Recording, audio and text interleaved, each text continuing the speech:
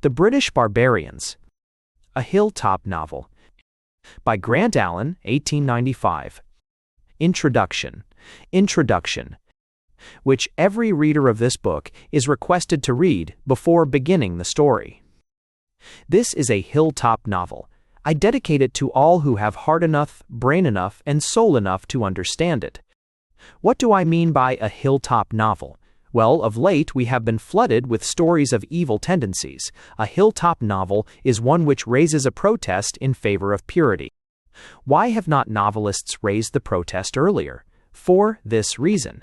Hitherto, owing to the stern necessity laid upon the modern seer for earning his bread, and, incidentally, for finding a publisher to assist him in promulgating his prophetic opinions, it has seldom happened that writers of exceptional aims have been able to proclaim to the world at large the things which they conceived to be best worth their telling it.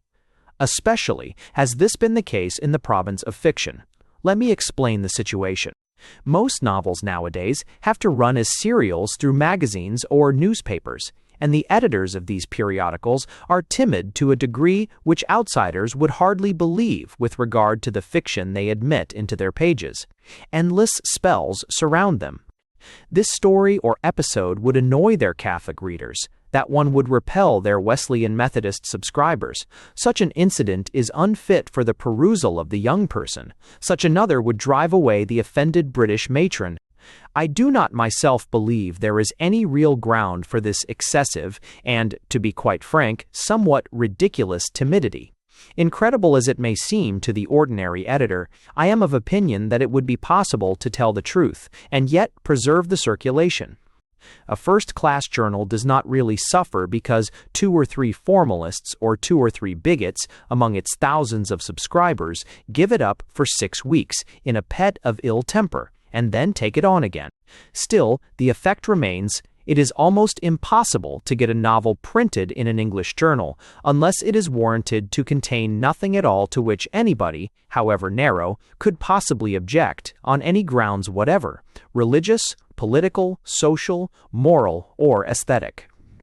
The romance that appeals to the average editor must say or hint at nothing at all that is not universally believed and received by everybody everywhere in this realm of Britain.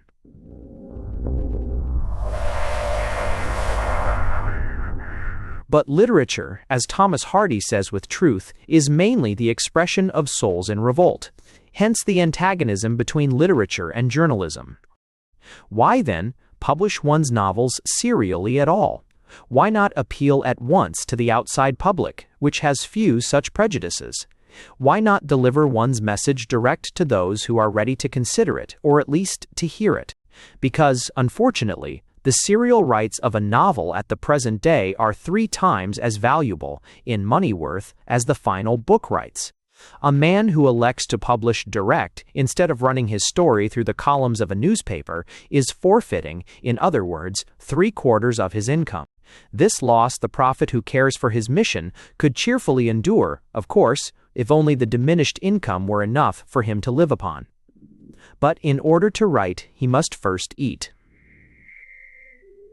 In my own case, for example, up till the time when I published The Woman Who Did, I could never live on the proceeds of direct publication, nor could I even secure a publisher who would consent to aid me in introducing to the world what I thought most important for it.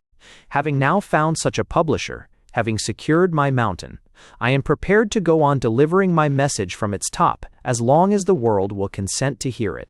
I will willingly forego the serial value of my novels, and forfeit 3/4 of the amount I might otherwise earn, for the sake of uttering the truth that is in me, boldly and openly, to a perverse generation. For this reason, and in order to mark the distinction between these books, which are really mine, my own in thought, in spirit, in teaching, and those which I have produced, sorely against my will, to satisfy editors, I propose in future to add the words, a hilltop novel, to every one of my stories which I write of my own accord, simply and solely for the sake of embodying and enforcing my own opinions. Not that, as critics have sometimes supposed me to mean, I ever wrote a line, even in fiction, contrary to my own profound beliefs. I have never said a thing I did not think, but I have sometimes had to abstain from saying many things I did think. When I wished to purvey strong meat for men, I was condemned to provide milk for babes. In the Hilltop novels, I hope to reverse all that, to say my say in my own way, representing the world as it appears to me, not as editors and formalists would like me to represent it.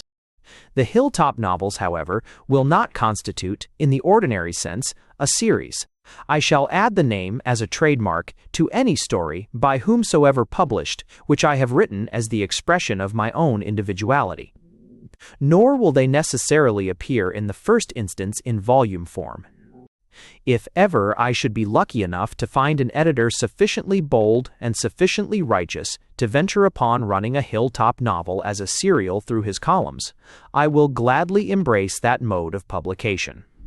But while editors remain as pusillanimous and as careless of moral progress as they are at present, I have little hope that I shall persuade any one of them to accept a work written with a single eye to the enlightenment and bettering of humanity. Whenever, therefore, in future, the words "a Hilltop novel" appear upon the title page of a book by me, the reader who cares for truth and righteousness may take it for granted that the book represents my own original thinking, whether good or bad, on some important point in human society or human evolution. Not, again, that any one of these novels will deliberately attempt to prove anything. I have been amused at the allegations brought by certain critics against the woman who did that it failed to prove. The practicability of unions such as Herminia's and Allen's.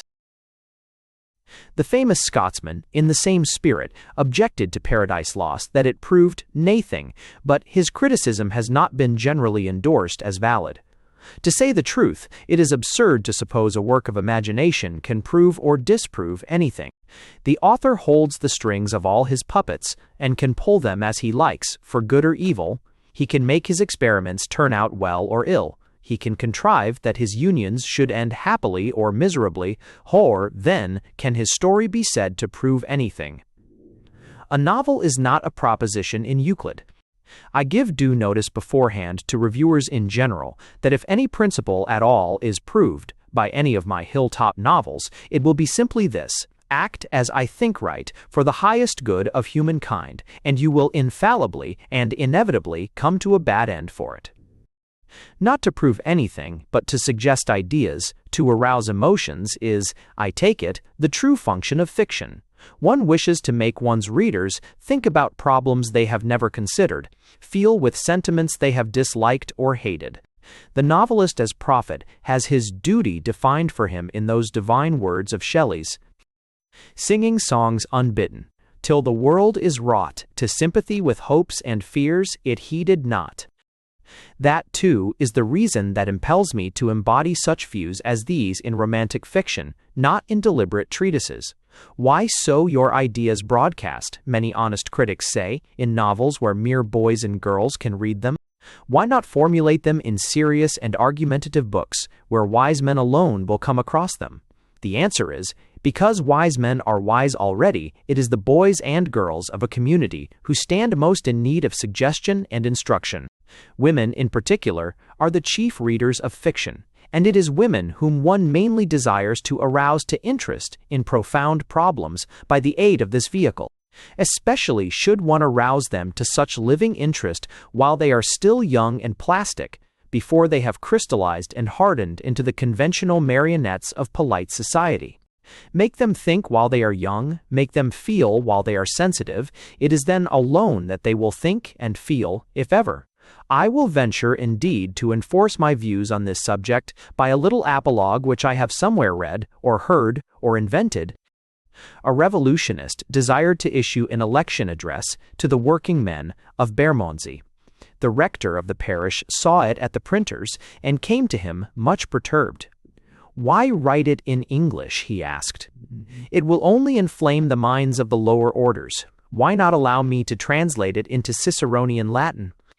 It would then be comprehensible to all university men, your logic would be duly and deliberately weighed, and the tanners and tinkers, who are so very impressionable, would not be poisoned by it."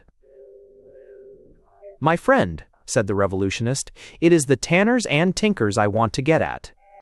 My object is, to win this election. University graduates will not help me to win it.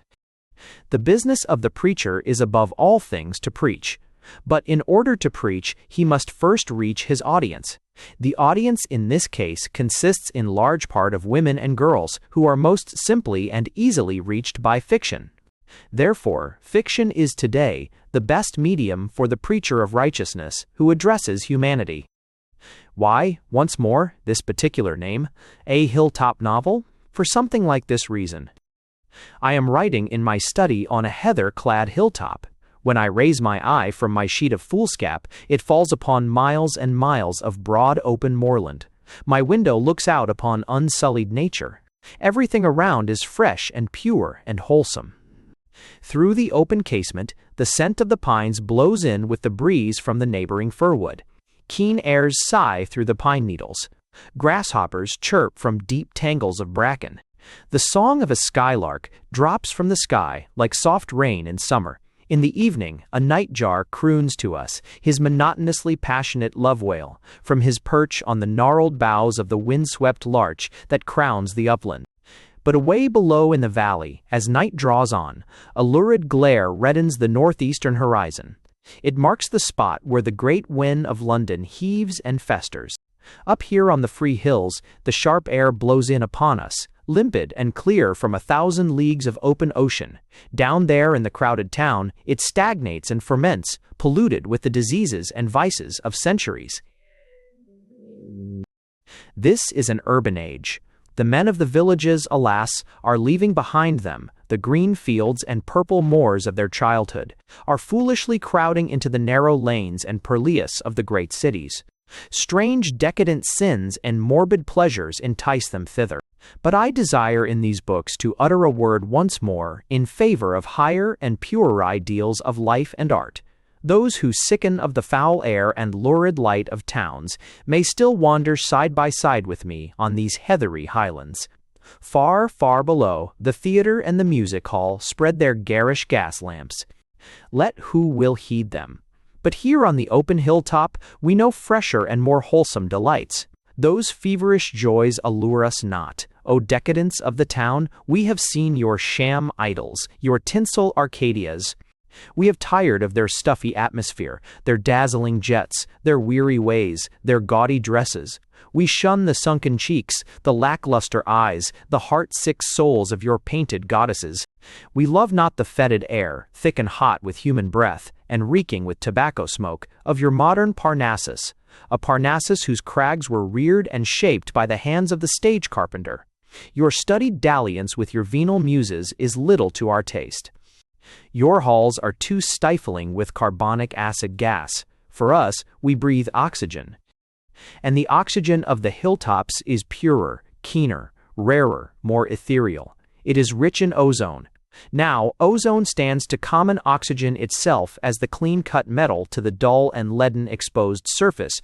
Nascent and ever renascent, it has electrical attraction. It leaps to the embrace of the atom it selects, but only under the influence of powerful affinities, and what it clasps once, it clasps forever. That is the pure air which we drink in on the heather-clad heights, not the venomous air of the crowded casino, nor even the close air of the middle-class parlor. It thrills and nerves us. How we smile, we who live here, when some dweller in the mists and smoke of the valley confounds our delicate atmosphere, redolent of honey and echoing the manifold murmur of bees, with that stifling miasma of the gambling hell and the dancing saloon. Trust me, dear friend, the moorland air is far other than you fancy. You can wander up here along the purple ridges, hand locked in hand with those you love, without fear of harm to yourself or your comrade. No bloom of ninon here, but fresh cheeks like the peach blossom, where the sun has kissed it. No casual fruition of loveless, joyless harlots, but lifelong saturation of your own heart's desire, in your own heart's innocence. Ozone is better than all the champagne in the Strand or Piccadilly. If only you will believe it, it is purity and life and sympathy and vigor. Its perfect freshness and perpetual fount of youth keep your age from withering. It crimsons the sunset and lives in the afterglow. Such joy is ours, unknown to the squalid village which spreads its swamps where the poet's silver Thames runs dull and leaden. Have we never our doubts, though, up here on the hilltops? Aye, marry, have we. Are we so sure that these gospels we preach with all our hearts are the true and final ones? Who shall answer that question? For myself, as I lift up my eyes from my paper once more, my gaze falls first on the golden bracken that wades joyously over the sandstone ridge without, and then, within, on a little white shelf where lies the greatest book of our greatest philosopher. I open it at random and consult its sortes. What comfort and counsel has Herbert Spencer for those who venture to see otherwise than the mass of their contemporaries? Whoever hesitates to utter that which he thinks the highest truth, lest it should be too much in advance of the time, may reassure himself by looking at his acts from an impersonal point of view. Let him duly realize the fact that opinion is the agency through which character adapts external arrangements to itself, that his opinion rightly forms part of this agency, is a unit of force, constituting, with other such units, the general power which works out social changes, and he will perceive that he may properly give full utterance to his innermost conviction, leaving it to produce what effect it may. It is not for nothing that he has in him these sympathies with some principles and repugnances to others. He, with all his capacities and aspirations and beliefs, is not an accident, but a product of the time. He must remember that while he is a descendant of the past, he is a parent of the future, and that his thoughts are as children born to him, which he may not carelessly let die. He, like every other man, may properly consider himself as one of the myriad agencies through whom works the unknown cause, and when the unknown cause produces in him a certain belief, he is thereby authorized to profess and act out that belief, for, to render in their highest sense the words of the poet, nature is made better by no mean, but nature makes that mean, over that art, which you say adds to nature, is an art that nature makes. Not as adventitious, therefore, will the wise man regard the faith which is in him. The highest truth he sees he will fearlessly utter, knowing that, let what may come of it, he is thus playing his right part in the world, knowing that if he can effect the change he aims at, well, if not well also, though not so well. That passage comforts me. These, then, are my ideas. They may be right, they may be wrong, but at least they are the sincere and personal convictions of an honest man, warranted in him by that spirit of the age, of which each of us is but an automatic mouthpiece. G.A.A. The British Barbarians, Guide. The time was Saturday afternoon. The place was Surrey. The person of the drama was Philip Christie. He had come down by the early fast train to Brackenhurst. All the world knows. Brackenhurst, of course, the greenest and leafiest of our southern suburbs. It looked even prettier than its wont just then.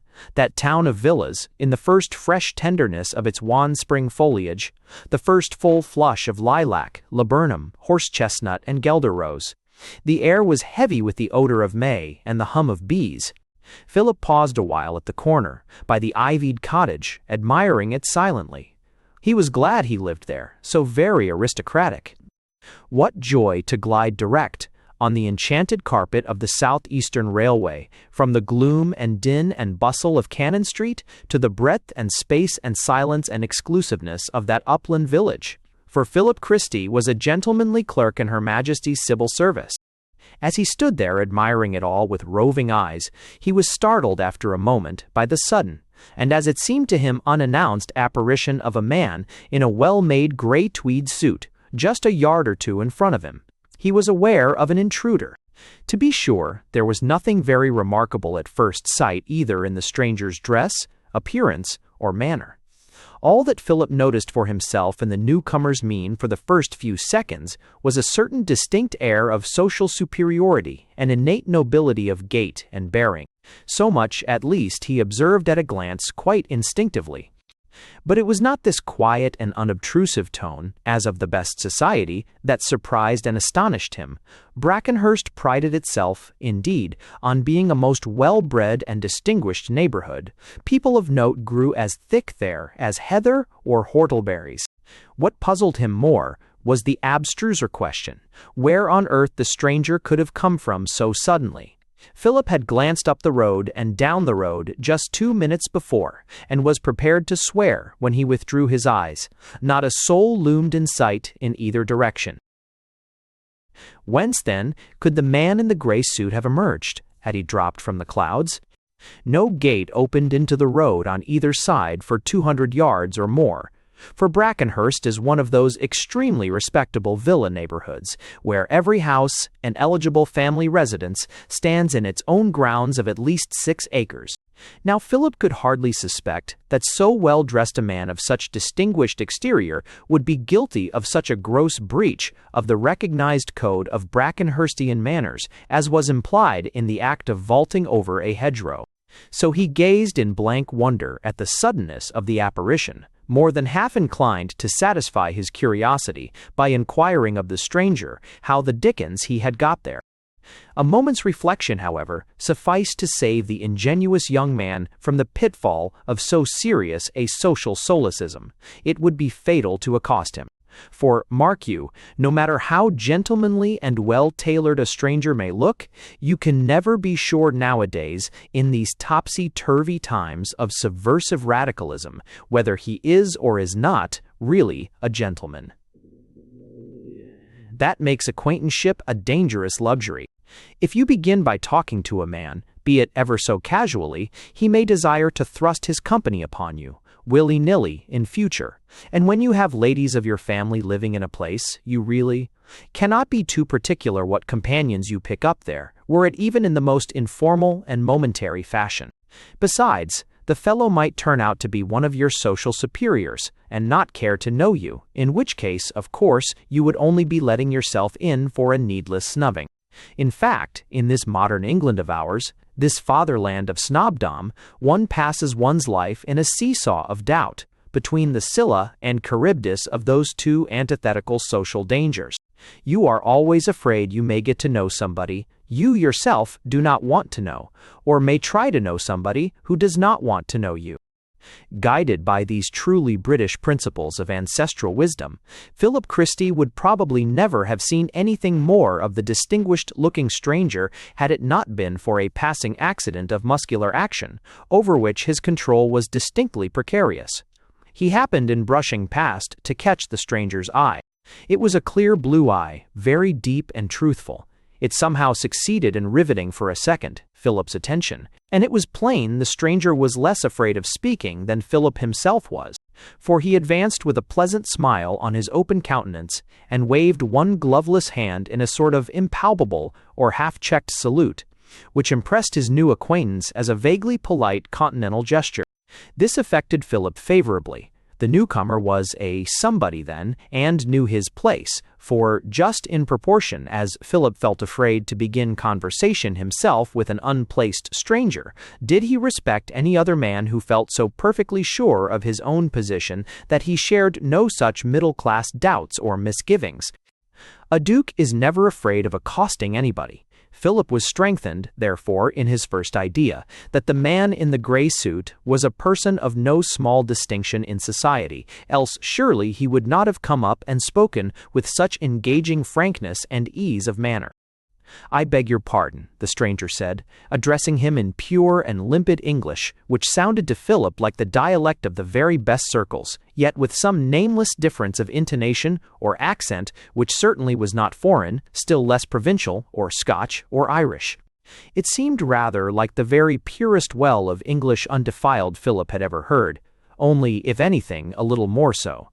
"I beg your pardon, but I'm a stranger hereabouts, and I should be so. Very much obliged if you could kindly direct me to any good lodgings."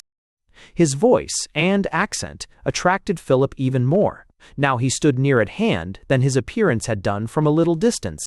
It was impossible, indeed, to say definitely in set terms what there was about the man that made his personality and his words so charming, but from that very first minute, Philip freely admitted to himself that the stranger in the gray suit was a perfect gentleman. Nay, so much did he feel it in his ingenuous way that he threw off at once his accustomed cloak of dubious reserve, and, standing still to think, answered after a short pause, "Well, we've a great many very nice furnished houses about here to let, but not many lodgings. Brackenhurst's a cut above lodgings, don't you know? It's a residential quarter. But I should think Miss Blake's at Heathercliff House would perhaps be just the sort of thing to suit you." "Oh, thank you," the stranger answered, with a deferential politeness which charmed Philip once more by its graceful expressiveness. "And could you kindly direct me to them? I don't know my way about at all, you see, as yet, in this country." "With pleasure," Philip replied, quite delighted at the chance of solving the mystery of where the stranger had dropped from. "I'm going that way myself, and can take you past her door. It's only a few steps." "Then you're a stranger in England?" The newcomer smiled a curious, self-restrained smile. He was both young and handsome. "Yes, I'm a stranger in your England," he answered gravely, in the tone of one who wishes to avoid an awkward discussion. "I'm, in fact, an alien. I only arrived here this very morning." "From the continent?" Philip inquired, arching his eyebrows slightly. The stranger smiled again. "No, not from the continent," he replied, with provoking evasiveness. "I thought you were a foreigner," Philip continued in a blandly suggestive voice. "That is to say," he went on, after a second's pause, during which the stranger volunteered no further statement, "you speak English like an Englishman." "Do I?" the stranger answered. "Well, I'm glad of that. It'll make intercourse with your Englishmen so much more easy." By this time, Philip's curiosity was thoroughly whetted. "But you're not an Englishman, you say?" he asked, with a little natural hesitation. "No, not exactly what you call an Englishman," the stranger replied, as if he didn't quite care for such clumsy attempts to examine his antecedents. "As I tell you, I'm an alien." "But we always spoke English at home," he added with an afterthought, as if ready to vouchsafe all the other information that lay in his power. "You can't be an American, I'm sure," Philip went on, unabashed, his eagerness to solve the question at issue, once raised, getting the better for the moment of both reserve and politeness. "No, I'm certainly not an American," the stranger answered with a gentle courtesy in his tone that made Philip feel ashamed of his rudeness in questioning him. "Nor a colonist?" Philip asked once more, unable to take the hint.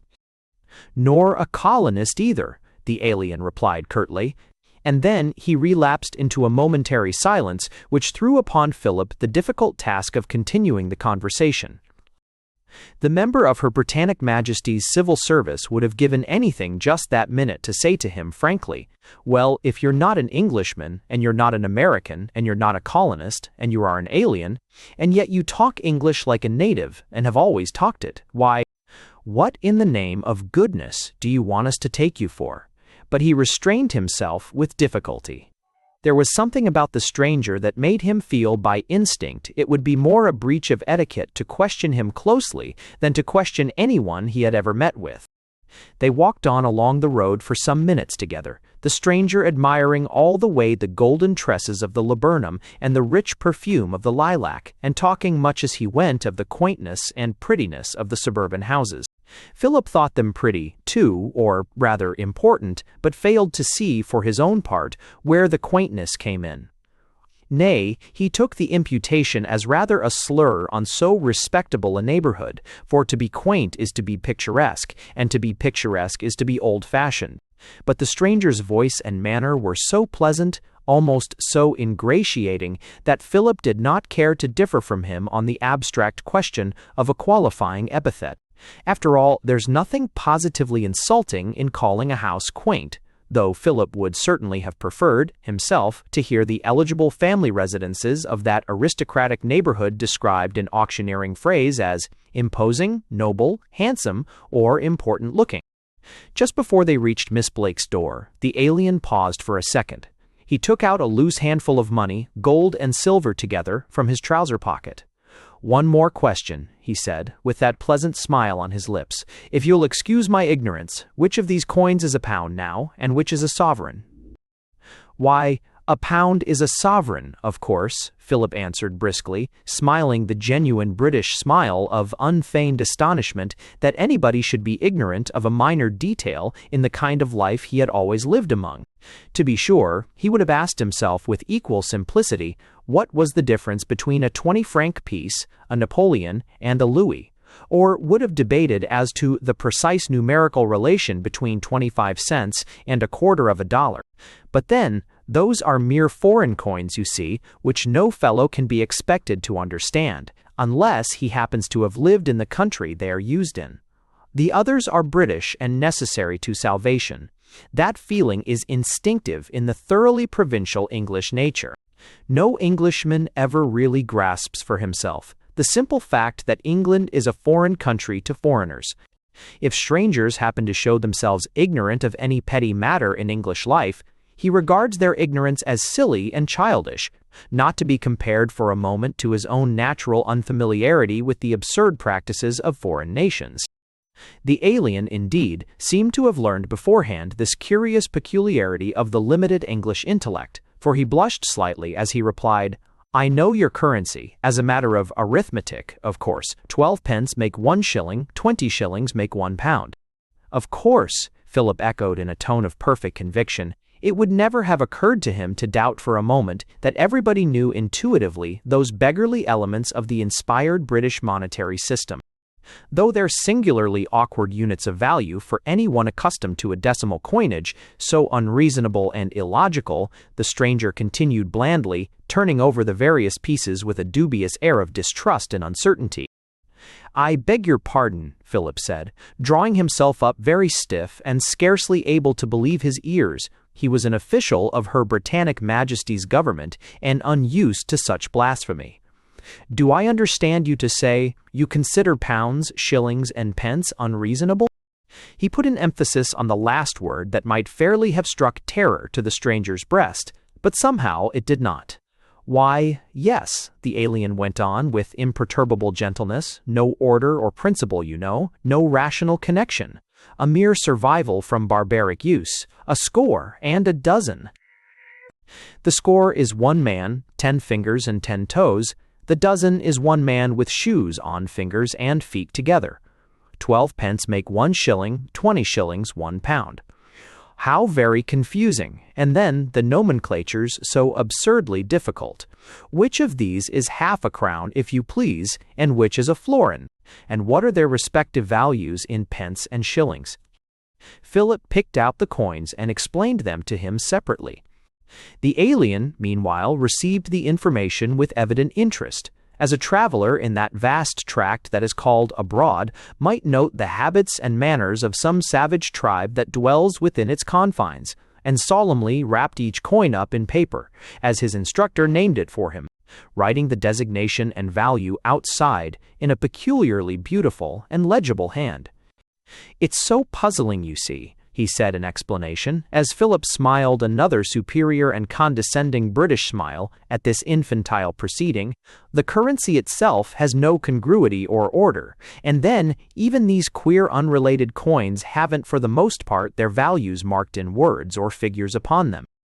"Everybody knows what they are," Philip answered lightly, though for a moment, taken aback by the novelty of the idea, he almost admitted in his own mind that to people who had the misfortune to be born foreigners, there was perhaps a slight initial difficulty in this unlettered system. But then, you cannot expect England to be regulated throughout for the benefit of foreigners. Though, to be sure, on the one occasion when Philip had visited the Rhine and Switzerland, he had grumbled most consumedly from Ostend to Grindelwald at those very decimal coins which the stranger seemed to admire so much, and had wondered why the deuce Belgium, Germany, Holland, and Switzerland could not agree among themselves upon a uniform coinage. It would be so much more convenient to the British tourist. For the British tourist, of course, is not a foreigner. On the doorstep of Miss Blake's furnished apartments for families and gentlemen, the stranger stopped again. "One more question," he interposed in that same suave voice. "If I'm not trespassing too much on your time and patience, for what sort of term? By the day, month, year, does one usually take lodgings?" "Why, by the week, of course," Philip answered, suppressing a broad smile of absolute surprise at the man's childish ignorance. "And how much shall I have to pay?" the alien went on quietly. "Have you any fixed rule about it?" "Of course not," Philip answered, unable any longer to restrain his amusement. Everything in England was, of course, to Philip. "You pay according to the sort of accommodation you require, the number of your rooms, and the nature of the neighborhood." "I see," the alien replied, imperturbably polite, in spite of Philip's condescending manner. And what do I pay per room in this latitude and longitude?" For 20 seconds, Philip half suspected his new acquaintance of a desire to chaff him. But as at the same time the alien drew from his pocket a sort of combined compass and chronometer, which he gravely consulted for his geographical bearings, Philip came to the conclusion he must be either a seafaring man or an escaped lunatic, so he answered him to the point.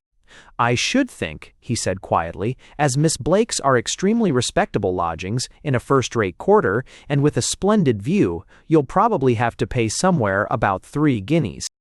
"3 what?" the stranger interposed, with an inquiring glance at the little heap of coins he still held before him. Philip misinterpreted his glance. "Perhaps that's too much for you," he suggested, looking severe, "for if people cannot afford to pay for decent rooms, they have no right to invade an aristocratic suburb and bespeak the attention of its regular residents." "Oh, that's not it," the alien put in, reading his tone aright.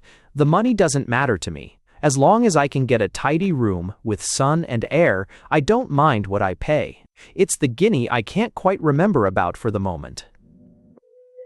I looked it up, I know, in a dictionary at home, but I'm afraid I've forgotten it. Let me see. It's £21 to the guinea, isn't it? Then I'm to pay about £63 a week for my lodgings." This was the right spirit. He said it so simply, so seriously, so innocently, that Philip was quite sure he really meant it. He was prepared, if necessary, to pay £60-odd a week in rent. Now, a man like that is the proper kind of man for a respectable neighborhood. He'll keep a good saddle horse, join the club, and play billiards freely. Philip briefly explained to him the nature of his mistake, pointing out to him that a guinea was an imaginary coin, unrepresented in metal, but reckoned by prescription at 21 shillings. The stranger received the slight correction with such perfect nonchalance that Philip at once conceived a high opinion of his wealth and solvency, and therefore of his respectability and moral character. It was clear that pounds and shillings were all one to him. Philip had been right, no doubt, in his first diagnosis of his queer acquaintance as a man of distinction, for wealth and distinction are practically synonyms in England for one and the same quality, possession of the wherewithal. As they parted, the stranger spoke again, still more at sea. "And are there any special ceremonies to be gone through on taking up lodgings?" he asked quite gravely. "Any religious rites, I mean to say, any puja or so forth? That is," he went on, as Philip's smile broadened, "is there any taboo to be removed or appeased before I can take up my residence in the apartments?" By this time, Philip was really convinced he had to do with a madman, perhaps a dangerous lunatic. So he answered rather testily, "No, certainly not. How absurd. You must see that's ridiculous. You're in a civilized country, not among Australian savages. All you'll have to do is to take the rooms and pay for them. I'm sorry I can't be of any further use to you, but I'm pressed for time today. So now, good morning." As for the stranger, he turned up the path through the lodging-house garden with curious misgivings. His heart failed him. It was 3:30 by mean solar time for that particular longitude. Then why had this young man said so briskly, "Good morning," at 3:30 p.m., as if on purpose to deceive him? Was he laying a trap? Was this some wile and guile of the English medicine? Next day was not unnaturally Sunday. At 10:30 in the morning, according to his wont, Philip Christie was seated in the drawing-room at his sister's house, smooth silk hat in gloved hand, waiting for Frida and her husband, Robert Monteith, to go to church with him. As he sat there, twiddling his thumbs, or beating the devil's tattoo on the red Japanese table, the housemaid entered. "A gentleman to see you, sir," she said, handing Philip a card. The young man glanced at it curiously. A visitor to call at such an early hour. This was really most irregular. So he looked down at the card with a certain vague sense of inarticulate disapproval. But he noticed at the same time it was finer and clearer and more delicately engraved than any other card he had ever yet come across. It bore in simple, unobtrusive letters the unknown name, Mr. Bertram Ingledew. Though he had never heard it before, name and engraving both tended to mollify Philip's nascent dislike. "Show the gentleman in, Martha," he said in his most grandiose tone, and the gentleman entered. Philip started at sight of him. It was his friend, the alien. Philip was quite surprised to see his madman of last night, and, what was more disconcerting still, in the self-same gray tweed homespun suit he had worn last evening. Now, nothing can be more gentlemanly, don't you know, than a gray homespun in its proper place, but its proper place, Philip Christie felt, was certainly not in a respectable suburb on a Sunday morning. "I beg your pardon," he said frigidly, rising from his seat with his sternest official air, the air he was wont to assume in the anteroom at the office when outsiders called and wished to interview his chief on important public business. "To what may I owe the honor of this visit?" For he did not care to be hunted up in his sister's house at a moment's notice by a most casual acquaintance, whom he suspected of being an escaped lunatic. Bertram Ingledew, for his part, however, advanced towards his companion of last night with the frank smile and easy bearing of a cultivated gentleman.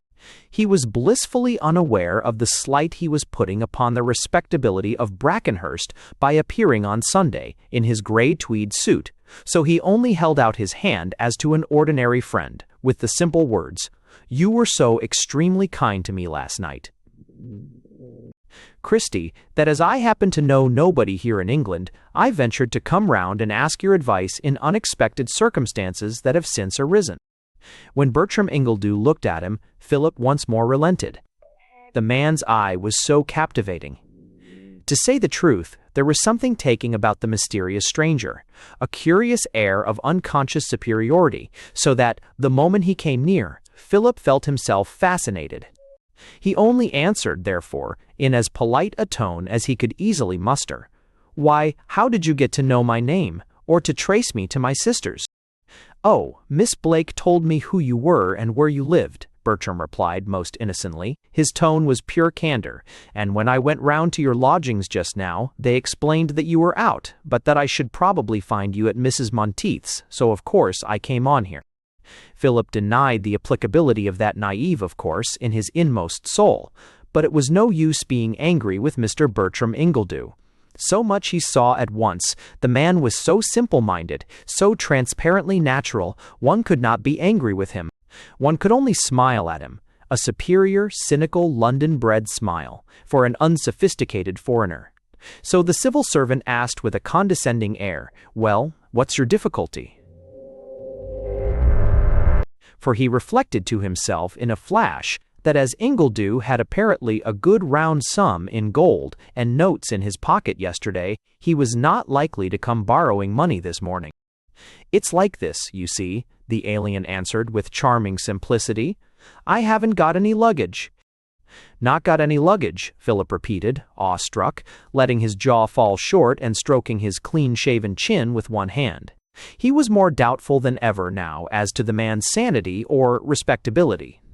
If he was not a lunatic, then surely he must be this celebrated Perpignan murderer whom everybody was talking about and whom the French police were just then engaged in hunting down for extradition.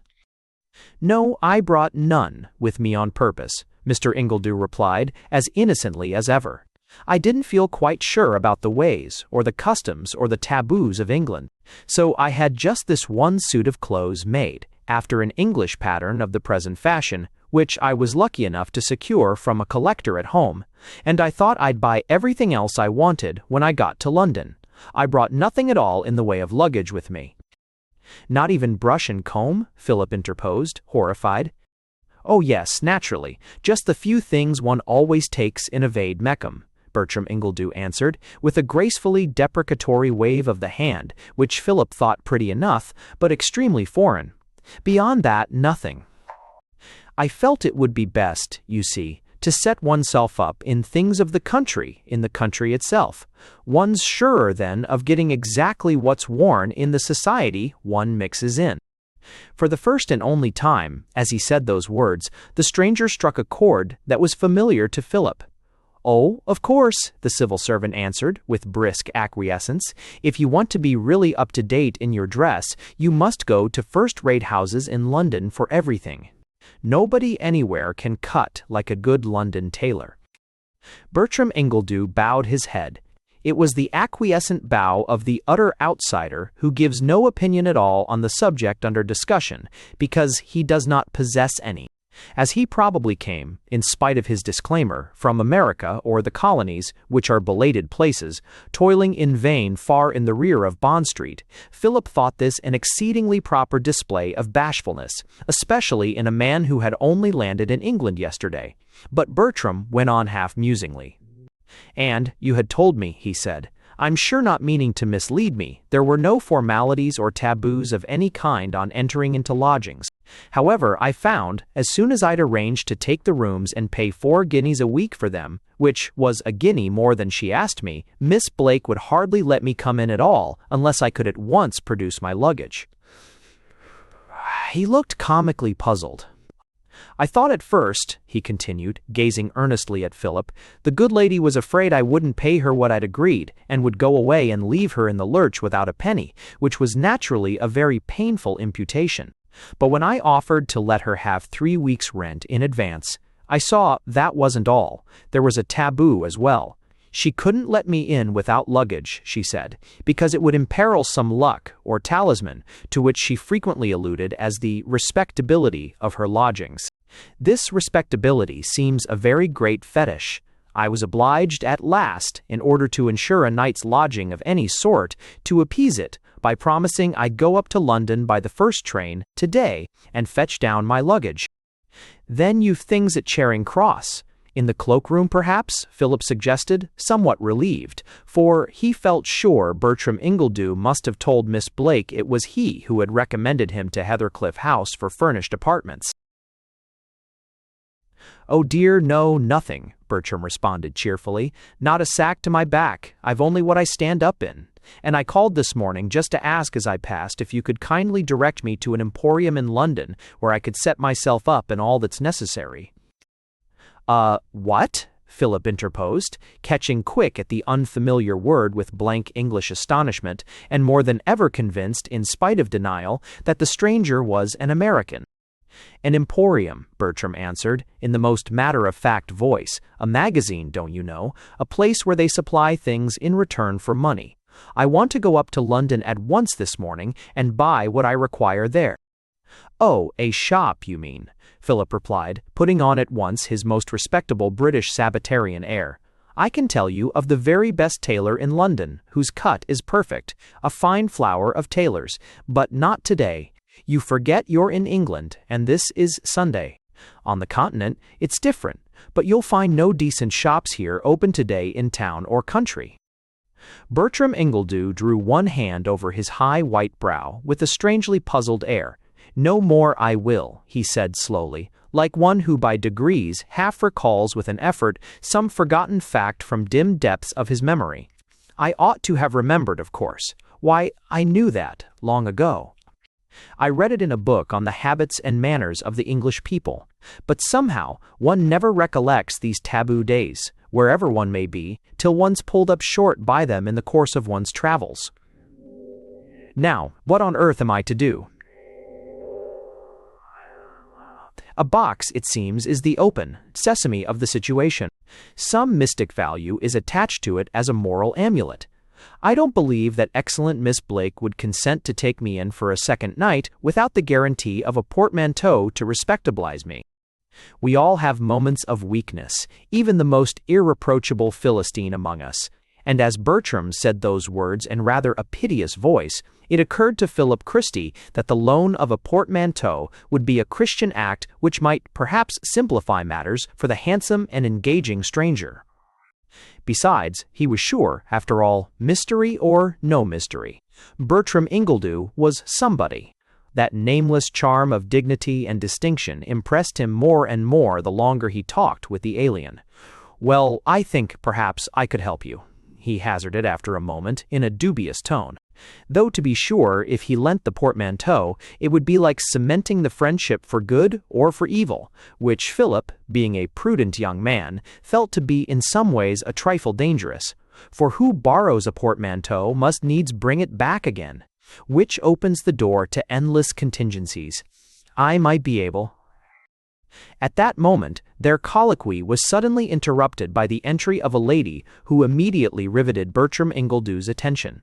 She was tall and dark, a beautiful woman, of that riper and truer beauty in face and form that only declares itself as character develops. Her features were clear-cut, rather delicate than regular. Her eyes were large and lustrous, her lips not too thin, but rich and tempting. Her brow was high, and surmounted by a luscious wealth of glossy black hair, which Bertram never remembered to have seen equaled before, for its silkiness of texture and its strange blue sheen, like a plate of steel, or the grass of the prairies. Gliding grace distinguished her when she walked. Her motion was equable. As once the sons of God saw the daughters of men that they were fair, and straightway coveted them, even so Bertram Ingledew looked on Frida Monteith, and saw at the first glance she was a woman to be desired, a soul high-throned, very calm and beautiful. She stood there for a moment and faced him, half in doubt, in her flowing oriental or Moresque robe, for she dressed, as Philip would have said, artistically, waiting to be introduced the while, and taking good heed, as she waited, of the handsome stranger. As for Philip, he hesitated, not quite certain in his own mind on the point of etiquette, rather, of morals, whether one ought or ought not to introduce the ladies of one's family to a casual stranger picked up in the street, who confesses he has come on a visit to England without a letter of introduction, or even that irreducible minimum of respectability, a portmanteau. Frida, however, had no such scruples. She saw the young man was good-looking and gentlemanly, and she turned to Philip with the hasty sort of glance that says as plainly as words could say it, "Now then, introduce me."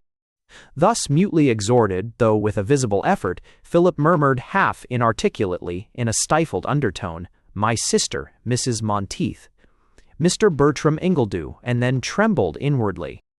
It was a surprise to Bertram that the beautiful woman with the soul in her eyes should turn out to be the sister of the very commonplace young man with the boiled fish expression he had met by the corner. But he disguised his astonishment, and only interjected, as if it were the most natural remark in the world, "I'm pleased to meet you. What a lovely gown, and how admirably it becomes you." Philip opened his eyes aghast, but Frida glanced down at the dress with a glance of approbation. The stranger's frankness, though quaint, was really refreshing. "I'm so glad you like it," she said, taking the compliment with quiet dignity, as simply as it was intended. "It's all my own taste. I chose the stuff and designed the make of it. And I know who this is, Phil, without your troubling to tell me. It's the gentleman you met in the street last night, and were talking about at dinner." "You're quite right," Philip answered, with a deprecating look, as who should say, aside, "I really couldn't help it. He's rather in a difficulty." And then he went on to explain in a few hurried words to Frida, with sundry shrugs and nods of profoundest import, that the supposed lunatic or murderer or foreigner or fool had gone to Miss Blake's without luggage of any sort, and that, perhaps, very dubitatively, a portmanteau or bag might help him out of his temporary difficulties. "Why, of course," Frida cried impulsively, with prompt decision, "Robert's Gladstone bag and my little brown trunk would be the very things for him. I could lend them to him at once, if only we can get a Sunday cab to take them." "Not before service, surely," Philip interposed, scandalized. "If he were to take them now, you know, he'd meet all the church people." "Is it taboo, then, to face the clergy with a Gladstone bag?" Bertram asked quite seriously, in that childlike tone of simple inquiry that Philip had noticed more than once before in him. "Your bonzes object to meet a man with luggage? They think it unlucky?" Frida and Philip looked at one another with quick glances, and laughed. Well, it's not exactly tabooed, Frida answered gently, and it's not so much the rector himself, as the feelings of one's neighbors. This is a very respectable neighborhood. Oh, quite dreadfully respectable, and people in the houses about might make a talk of it if a cab drove away from the door as they were passing. I think, Phil, you're right. He'd better wait till the church people are finished. Respectability seems to be a very great object of worship in your village, Bertram suggested in perfect good faith. Is it a local cult, or is it general in England? Frida glanced at him, half puzzled. Oh, I think it's pretty general, she answered, with a happy smile. But perhaps the disease is a little more epidemic about here than elsewhere. It affects the suburbs, and my brother's got it just as badly as anyone. As badly as anyone, Bertram repeated with a puzzled air. Then you don't belong to that creed yourself? You don't bend the knee to this embodied abstraction? It's your brother who worships her, I suppose, for the family? Yes, he's more of a devotee than I am, Frida went on, quite frankly, but not a little surprised at so much freedom in a stranger. Though we're all of us tarred with the same brush, no doubt, it's a catching complaint, I suppose, respectability. Bertram gazed at her dubiously. A complaint, did she say? Was she serious or joking? He hardly understood her. But further discussion was cut short for the moment by Frida good-humoredly running upstairs to see after the Gladstone bag and brown portmanteau, into which she crammed a few useless books and other heavy things, to serve as make-weights for Miss Blake's injured feelings. You'd better wait a quarter of an hour after we go to church, she said, as the servant brought these necessaries into the room where Bertram and Philip were seated. By that time, nearly all the church people will be safe in their seats, and Phil's conscience will be satisfied. You can tell Miss Blake you've brought a little of your luggage to do for today, and the rest will follow from town tomorrow morning. Oh, how very kind you are, Bertram exclaimed, looking down at her gratefully. I'm sure I don't know what I should ever have done in this crisis without you. He said it with a warmth which was certainly unconventional. Frida colored and looked embarrassed. There was no denying he was certainly a most strange and untrammeled person. And if I might venture on a hint, Philip put in, with a hasty glance at his companion's extremely unsabbatical costume, it would be that you shouldn't try to go out much today in that suit you're wearing. It looks peculiar, don't you know, and might attract attention. Oh, is that a taboo too? The stranger put in quickly, with an anxious air. Now, that's awfully kind of you. But it's curious as well, for 2 or 3 people passed my window last night, all Englishmen as I judged, and all with suits almost exactly like this one, which was copied, as I told you, from an English model. Last night, oh, yes, Philip answered. Last night was Saturday. That makes all the difference. The suit's right enough in its way, of course, very neat and gentlemanly, but not for Sunday. You're expected on Sundays to put on a black coat and waistcoat, like the ones I'm wearing. Bertram's countenance fell. And if I'm seen in the street like this, he asked, will they do anything to me? Will the guardians of the peace, the police I mean, arrest me? Frida laughed a bright little laugh of genuine amusement. Oh dear no, she said merrily. It isn't an affair of police at all, not so serious as that. It's only a matter of respectability. I see, Bertram answered. Respectability's a religious or popular, not an official or governmental, taboo. I quite understand you, but those are often the most dangerous sort. Will the people in the street who adore respectability be likely to attack me or mob me for disrespect to their fetish? Certainly not, Frida replied, flushing up. He seemed to be carrying a joke too far. This is a free country. Everybody wears and eats and drinks just what he pleases. Well, that's all very interesting to me, the alien went on with a charming smile that disarmed her indignation. For I've come here on purpose to collect facts and notes about English taboos and similar observances. I'm secretary of a nomological society at home, which is interested in pagodas, topes, and joss houses, Eastern. And I've been traveling in Africa and in the South Sea Islands for a long time past, working at materials for a history of taboo, from its earliest beginnings in the savage stage to its fully developed European complexity, so of course all you say comes home to me greatly. Your taboos, I foresee, will prove a most valuable and illustrative study.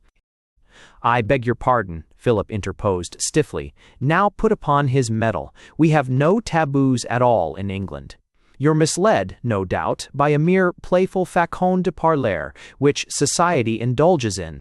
England, you must remember, is a civilized country, and taboos are institutions that belong to the lowest and most degraded savages. But Bertram Ingledew gazed at him in the blankest astonishment. No taboos, he exclaimed, taken aback. Why, I've read of hundreds. Among nomological students, England has always been regarded with the greatest interest as the home and center of the highest and most evolved taboo development. And you yourself, he added with a courteous little bow, have already supplied me with quite half a dozen. But perhaps you call them by some other name among yourselves, though in origin and essence, of course, they're precisely the same as the other taboos I'd been examining so long in Asia and Africa. However, I'm afraid I'm detaining you from the function of your joss house. You wish, no doubt, to make your genuflections in the temple of respectability. And he reflected silently on the curious fact that the English give themselves by law 52 weekly holidays a year, and compel themselves by custom to waste them entirely in ceremonial observances. Aye. On the way to church, the Monteiths sifted out their new acquaintance. Well, what do you make of him, Frida? Philip asked, leaning back in his place with a luxurious air as soon as the carriage had turned the corner. Lunatic or sharper? Frida gave an impatient gesture with her neatly gloved hand. For my part, she answered without a second's hesitation, I make him neither. I find him simply charming. That's because he praised your dress, Philip replied, looking wise. Did ever you know anything so cool in your life? Was it ignorance, now, or insolence? It was perfect simplicity and naturalness, Frida answered with confidence. He looked at the dress and admired it, and being transparently naïf, he didn't see why he shouldn't say so. It wasn't at all rude, I thought, and it gave me pleasure. He certainly has in some ways charming manners, Philip went on more slowly. He manages to impress one. If he's a madman, which I rather more than half suspect, it's at least a gentlemanly form of madness. His manners are more than merely charming, Frida answered, quite enthusiastic, for she had taken a great fancy at first sight to the mysterious stranger. They've such absolute freedom. That's what strikes me most in them. They're like the best English aristocratic manners, without the insolence, or the freest American manners, without the roughness. He's extremely distinguished, and, oh, isn't he handsome? He is good-looking, Philip assented grudgingly. Philip owned a looking-glass, and was therefore accustomed to a very high standard of manly beauty. As for Robert Monteith, he smiled the grim smile of the wholly unfascinated. He was a dour businessman of Scotch descent, who had made his money in palm oil in the city of London, and having married Frida as a remarkably fine woman, with a splendid figure, to preside at his table, he had very small sympathy with what he considered her high-flown fads and nonsensical fancies. He had seen but little of the stranger, too, having come in from his weekly stroll, or tour of inspection, round the garden and stables, just as they were on the very point of starting for St. Barnabas, and his opinion of the man was in no way enhanced by Frida's enthusiasm. As far as I'm concerned, he said, with his slow Scotch drawl, inherited from his father, for though London-born and bred, he was still in all essentials a pure Caledonian. As far as I'm concerned, I haven't the slightest doubt but the man's a swindler. I wonder at you, Frida, that you should leave him alone in the house just now, with all that silver. I stepped round before I left, and warned Martha privately not to move from the hall till the fellow was gone, and to call up Cook and James if he tried to get out of the house with any of our property. But you never seemed to suspect him, and to supply him with a bag, too, to carry it all off in. Well, women are reckless. "Hello there, policeman. Stop, Price, one moment. I wish you'd keep an eye on my house this morning. There's a man in there I don't half like the look of. When he drives away in a cab that my boy's going to call for him, just see where he stops, and take care he hasn't got anything my servants don't know about." In the drawing room, meanwhile, Bertram Ingledew was reflecting, as he waited for the church people to clear away, how interesting these English clothes taboos and day taboos promised to prove, besides some similar customs he had met with or read of in his investigations elsewhere. He remembered how on a certain morning of the year, the high priest of the Zapotecs was obliged to get drunk, an act which on any other day in the calendar would have been regarded by all as a terrible sin in him. He reflected how in Guinea and Tonquin, at a particular period, once a 12-month, nothing is considered wrong, and everything lawful, so that the worst crimes and misdemeanors go unnoticed and unpunished. He smiled to think how some days are tabooed in certain countries, so that whatever you do on them, were it only a game of tennis, is accounted wicked, while some days are periods of absolute license, so that whatever you do on them, were it murder itself, becomes fit and holy. To him and his people at home, of course, it was the intrinsic character of the act itself that made it right or wrong, not the particular day or week or month on which one happened to do it. What was wicked in June was wicked still in October, but not so among the unreasoning devotees of taboo in Africa or in England. There, what was right in May became wicked in September, and what was wrong on Sunday became harmless or even obligatory on Wednesday or Thursday. It was all very hard for a rational being to understand and explain. But he meant to fathom it, all the same, to the very bottom. To find out why, for example, in Uganda, whoever appears before the king must appear stark naked, while in England, whoever appears before the queen must wear a tailor's sword, or a long silk train and a headdress of ostrich feathers. Why in Morocco, when you enter a mosque, you must take off your shoes and catch a violent cold, in order to show your respect for Allah, while in Europe, on entering a similar religious building, you must uncover your head, no matter how drafty the place may be, since the deity who presides there appears to be indifferent to the danger of consumption or chest diseases for his worshippers. Why certain clothes or foods are prescribed in London or Paris for Sundays and Fridays, while certain others, just equally warm or digestible or the contrary, are perfectly lawful to all the world alike on Tuesdays and Saturdays. These were the curious questions he had come so far to investigate, for which the fakirs and dervishes of every land gave such fanciful reasons, and he saw he would have no difficulty in picking up abundant examples of his subject matter everywhere in England. As the metropolis of taboo, it exhibited the phenomena in their highest evolution. The only thing that puzzled him was how Philip Christie, an Englishman born and evidently a most devout observer of the manifold taboos and juggernauts of his country, should actually deny their very existence. It was one more proof to him of the extreme caution necessary in all anthropological investigations before accepting the evidence even of well-meaning natives on points of religious or social usage, which they are often quite childishly incapable of describing in rational terms to outside inquirers. They take their own manners and customs for granted, and they cannot see them in their true relations or compare them with the similar manners and customs of other nationalities. Whether Philip Christie liked it or not, the Monteiths and he were soon fairly committed to a tolerably close acquaintance with Bertram Ingledew. For, as chance would have it, on the Monday morning Bertram went up to town in the very same carriage with Philip and his brother-in-law, to set himself up in necessaries of life for a 6 or 8 month stay in England. When he returned that night to Brackenhurst with 2 large trunks, full of underclothing and so forth, he had to come round once more to the Monteiths, as Philip anticipated, to bring back the Gladstone bag and the brown portmanteau.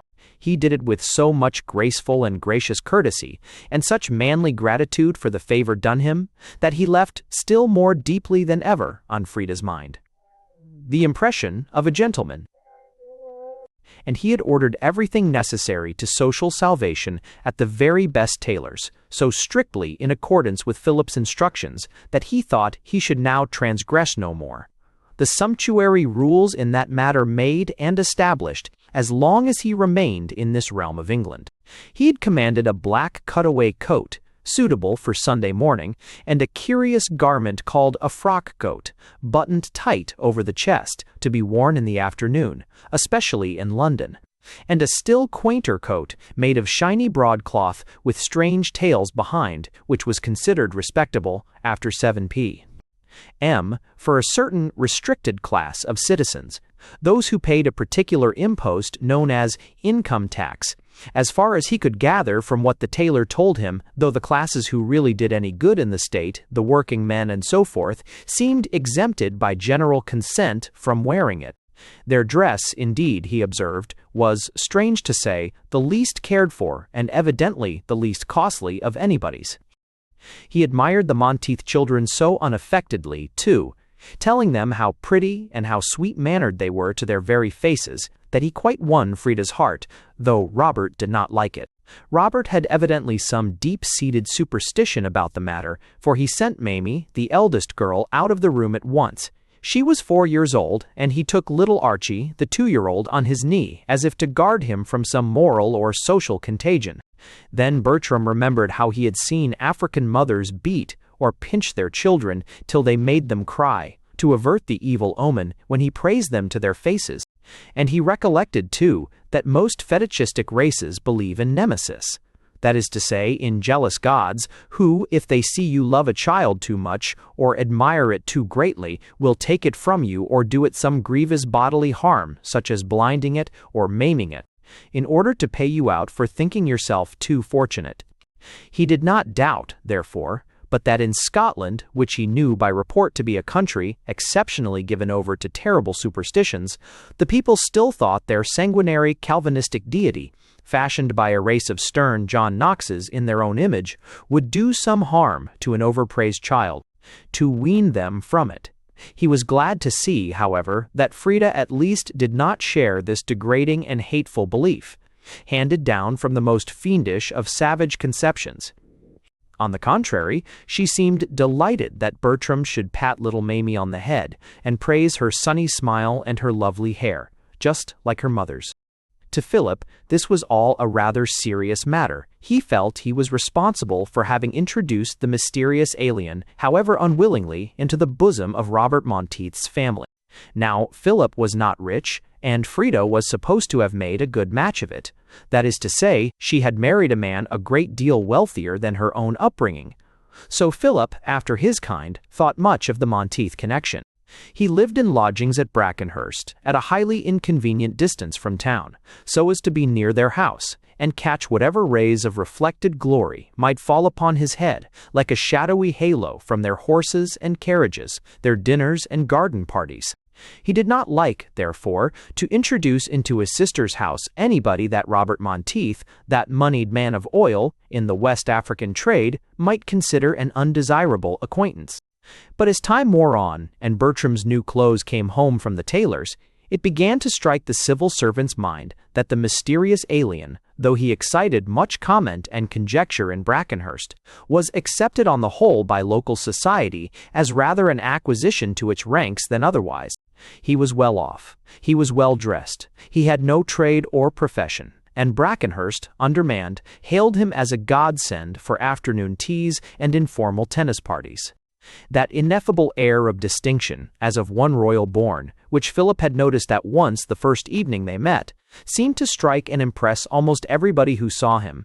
People felt he was mysterious, but at any rate he was someone. And then he had been everywhere, except in Europe, and had seen everything, except their own society, and he talked agreeably when he was not on taboos, and in suburban towns, don't you know, an outsider who brings fresh blood into the field, who has anything to say we do not all know beforehand, is always welcome.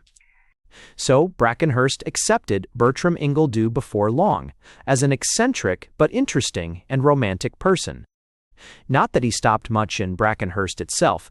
He went up to town every day almost as regularly as Robert Monteith and Philip Christie.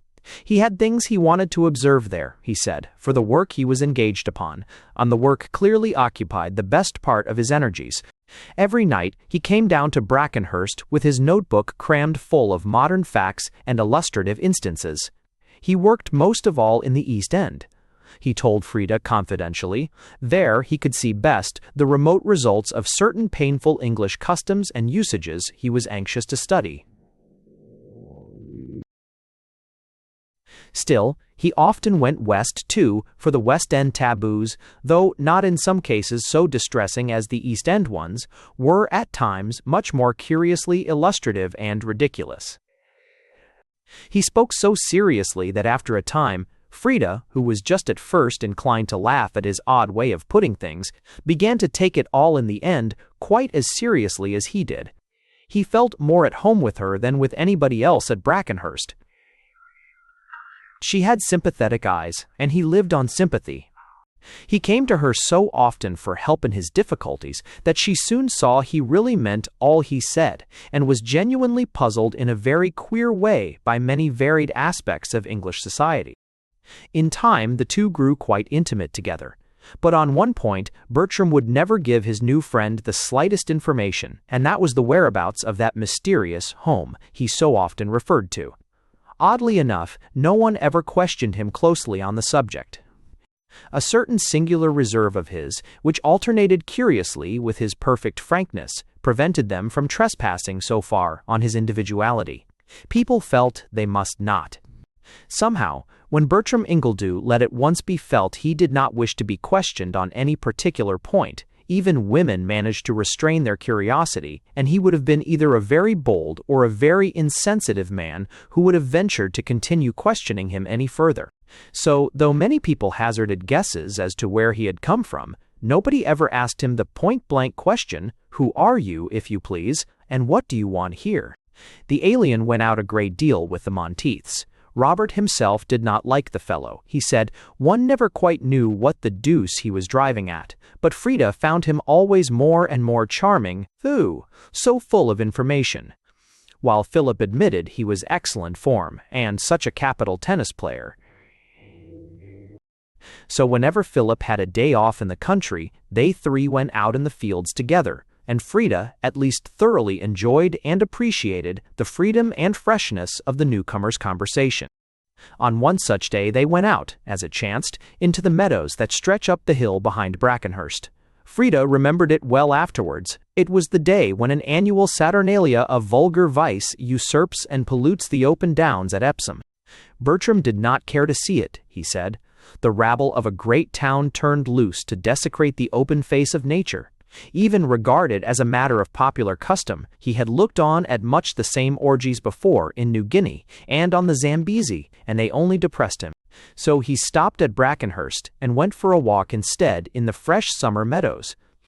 Robert Monteith, for his part, had gone to the Derby, so they call that orgy, and Philip had meant to accompany him in the dog-cart, but remained behind at the last moment to take care of Frida, for Frida, being a lady at heart, always shrank from the pollution of vulgar assemblies. As they walked together across the lush green fields, thick with campion and yellow rattle, they came to a dense copse with a rustic gate, above which a threatening notice board frowned them straight in the face, bearing the usual selfish and anti-social inscription, "Trespassers will be prosecuted." "Let's go in here and pick orchids," Bertram suggested, leaning over the gate. "Just see how pretty they are, the scented white butterfly. It loves moist bogland. Now, Mrs. Monteith, wouldn't a few long sprays of that lovely thing look charming on your dinner table?" "But it's preserved," Philip interposed with an awestruck face. "You can't go in there. It's Sir Lionel Longden's, and he's awfully particular." "Can't go in there?" "Oh, nonsense," Bertram answered with a merry laugh, vaulting the gate like a practiced athlete. "Mrs. Monteith can get over easily enough, I'm sure. She's as light as a fawn. May I help you over?"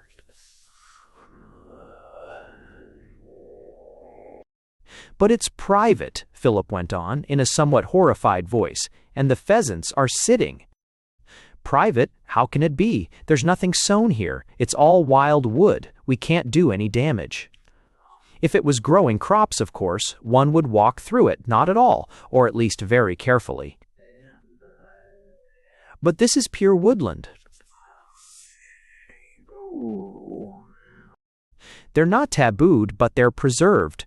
Philip answered somewhat testily, making a delicate distinction without a difference, after the fashion dear to the official intellect. This land belongs to Sir Lionel Longden, I tell you, and he chooses to lay it all down in pheasants. He bought it and paid for it, so he has a right, I suppose, to do as he likes with it. That's the funniest thing of all about these taboos, Bertram mused, as if half to himself. The very people whom they injure and inconvenience the most, the people whom they hamper and cramp and debar, don't seem to object to them, but believe in them and are afraid of them. In Samoa, I remember, certain fruits and fish and animals and so forth were tabooed to the chiefs, and nobody else ever dared to eat them. They thought it was wrong and said if they did, some nameless evil would at once overtake them.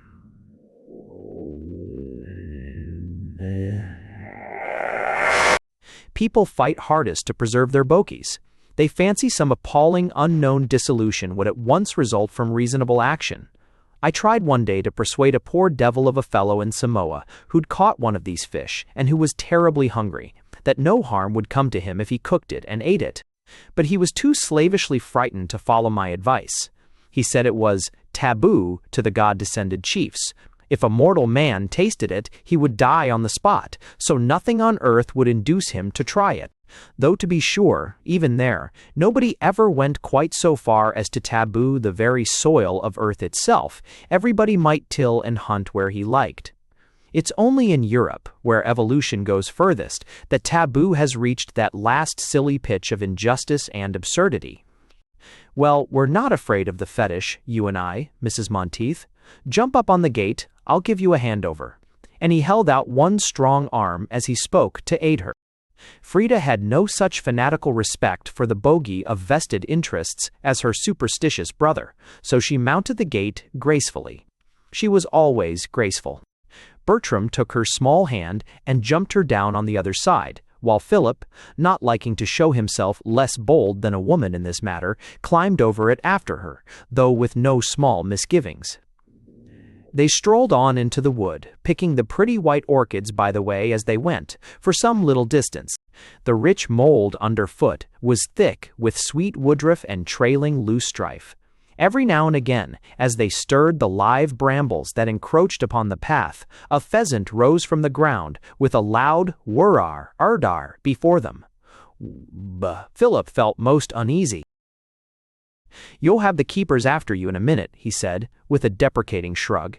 "This is just full nesting time. They're down upon anybody who disturbs the pheasants." "But the pheasants can't belong to anyone," Bertram cried, with a greatly amused face. "You may taboo the land. I understand that's done, but surely you can't taboo a wild bird that can fly as it likes from one piece of ground away into another." Philip enlightened his ignorance by giving him offhand a brief and profoundly servile account of the English game laws, interspersed with sundry anecdotes of poachers and poaching. Bertram listened with an interested but gravely disapproving face. "And do you mean to say," he asked at last, "they send men to prison as criminals for catching or shooting hares and pheasants?" "Why, certainly," Philip answered. "It's an offense against the law, and also a crime against the rights of property." "Against the law, yes. But how on earth can it be a crime against the rights of property? Obviously, the pheasant's the property of the man who happens to shoot it. How can it belong to him, and also to the fellow who taboos the particular piece of ground it was snared on?" "It doesn't belong to the man who shoots it at all," Philip answered, rather angrily. "I belongs to the man who owns the land, of course, and who chooses to preserve it." "Oh, I see," Bertram replied. "Then you disregard the rights of property altogether, and only consider the privileges of taboo. As a principle, that's intelligible. One sees it's consistent. But how is it that you all allow these chiefs, landlords, don't you call them, to taboo the soil and prevent you all from even walking over it? Don't you see that if you chose to combine in a body and insist upon the recognition of your natural rights, if you determined to make the landlords give up their taboo and cease from injustice, they'd have to yield to you, and then you could exercise your native right of going where you pleased?" and cultivate the land in common for the public benefit, instead of leaving it, as now, to be cultivated anyhow, or turned into waste for the benefit of the tabooers. But it would be wrong to take it from them, Philip cried, growing fiery red and half losing his temper, for he really believed it. It would be sheer confiscation, the land's their own, they either bought it or inherited it from their fathers. If you were to begin taking it away, what guarantee would you have left for any of the rights of property generally? You didn't recognize the rights of property of the fellow who killed the pheasant, though, Bertram interposed, laughing and imperturbably good-humored. But that's always the way with these taboos, everywhere. They subsist just because the vast majority, even of those who are obviously wronged and injured by them, really believe in them. They think they're guaranteed by some divine prescription. The fetish guards them. In Polynesia, I recollect, some chiefs could taboo almost anything they liked, even a girl or a woman, or fruit and fish and animals and houses, and, after the chief had once said, "It is taboo," everybody else was afraid to touch them. Of course, the fact that a chief or a landowner has bought and paid for a particular privilege or species of taboo, or has inherited it from his fathers, doesn't give him any better moral claim to it. The question is the claim in itself right and reasonable? For a wrong is only all the more a wrong for having been long and persistently exercised. The Central Africans say, "This is my slave, I bought her and paid for her. I've a right, if I like, to kill her and eat her." The king of Igbo on the west coast had a hereditary right to offer up as a human sacrifice the first man he met every time he quitted his palace. And he was quite surprised audacious free-thinkers should call the morality of his right in question. If you English were all in a body to see through this queer land taboo, now, which drives your poor off the soil and prevents you all from even walking at liberty over the surface of the waste in your own country, you could easily— "Oh Lord, what shall we do?" Philip interposed in a voice of abject terror, "if here isn't Sir Lionel?" And sure enough, right across the narrow path in front of them stood a short, fat, stumpy, unimpressive little man with a very red face and a Norfolk jacket, boiling over with anger. "What are you people doing here?" he cried, undeterred by the presence of a lady, and speaking in the insolent, supercilious voice of the English landlord in defense of his pheasant preserves. "This is private property. You must have seen the notice at the gate, 'Trespassers will be prosecuted.'" "Yes, we did see it," Bertram answered with his unruffled smile, "and thinking it an uncalled-for piece of aggressive churlishness, both in form and substance, why, we took the liberty to disregard it." Sir Lionel glared at him. In that servile neighborhood, almost entirely inhabited by the flunkies of villadom, it was a complete novelty to him to be thus bearded in his den. He gasped with anger. "Do you mean to say," he gurgled out, growing purple to the neck, "you came in here deliberately to disturb my pheasants, and then brazen it out to my face like this, sir? Go back the way you came, or I'll call my keepers." "No, I will not go back the way I came," Bertram responded deliberately, with perfect self-control, and with a side glance at Frida. "Every human being has a natural right to walk across this copse, which is all waste ground and has no crop sown in it. The pheasants can't be yours, they're common property. Besides, there's a lady. We mean to make our way across the copse at our leisure, picking flowers as we go, and come out into the road on the other side of the spinney.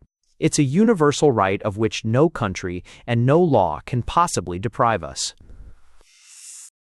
Sir Lionel was livid with rage. Strange as it may appear to any reasoning mind, the man really believed he had a natural right to prevent people from crossing that strip of wood where his pheasants were sitting. His ancestors had assumed it from time immemorial, and by dint of never being questioned, had come to regard the absurd usurpation as quite fair and proper. He placed himself straight across the narrow path, blocking it up with his short and stumpy figure.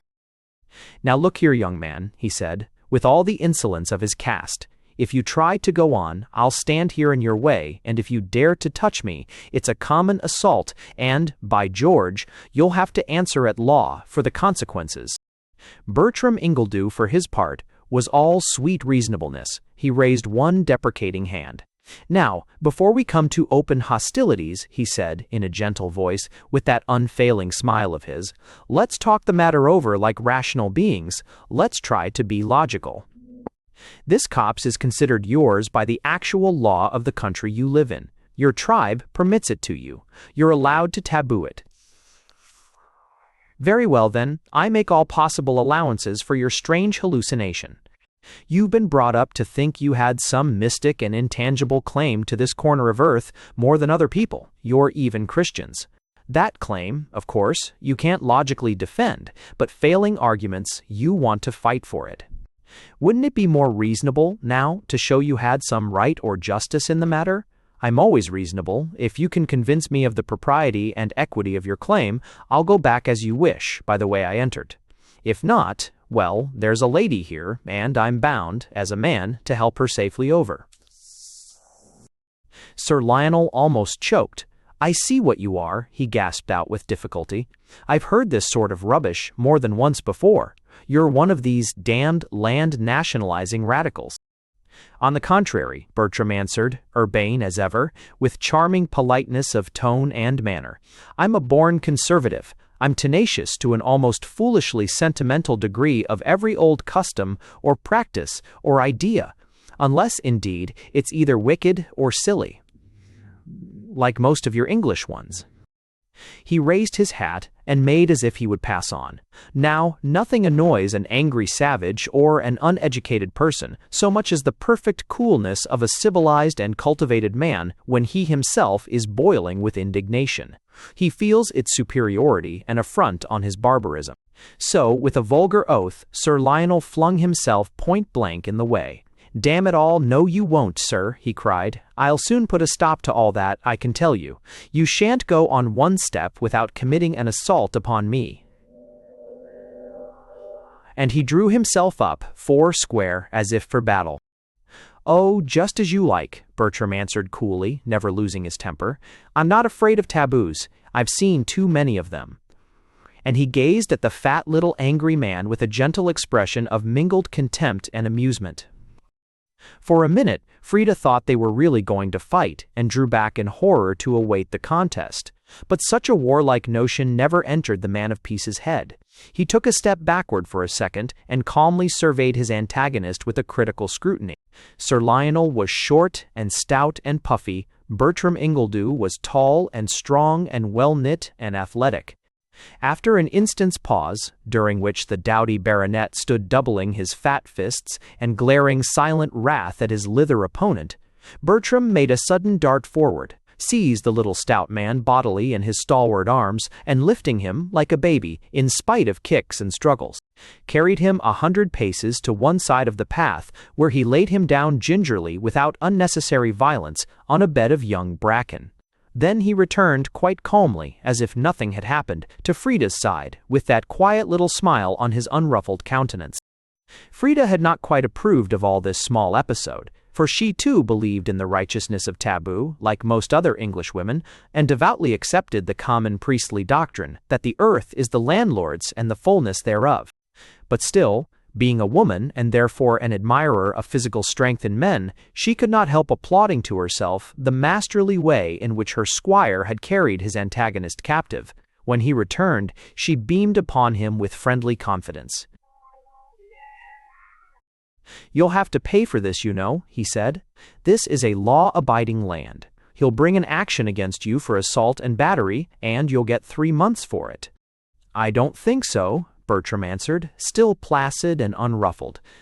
"There were 3 of us who saw him, and it was a very ignominious position, indeed, for a person who sets up to be a great chief in the country.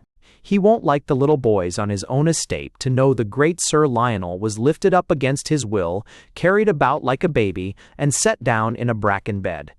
Indeed, I was more than sorry to have to do such a thing to a man of his years, but you see, he would have it. It's the only way to deal with these tabooing chiefs. You must face them and be done with it. In the Caroline Islands once, I had to do the same thing to a cazique who was going to cook and eat a very pretty young girl of his own retainers. He wouldn't listen to reason. The law was on his side. So, being happily not a law-abiding person myself, I took him up in my arms and walked off with him bodily, and was obliged to drop him down into a very painful bed of stinging plants like nettles, so as to give myself time to escape with the girl clear out of his clutches. I regretted having to do it so roughly, of course, but there was no other way out of it.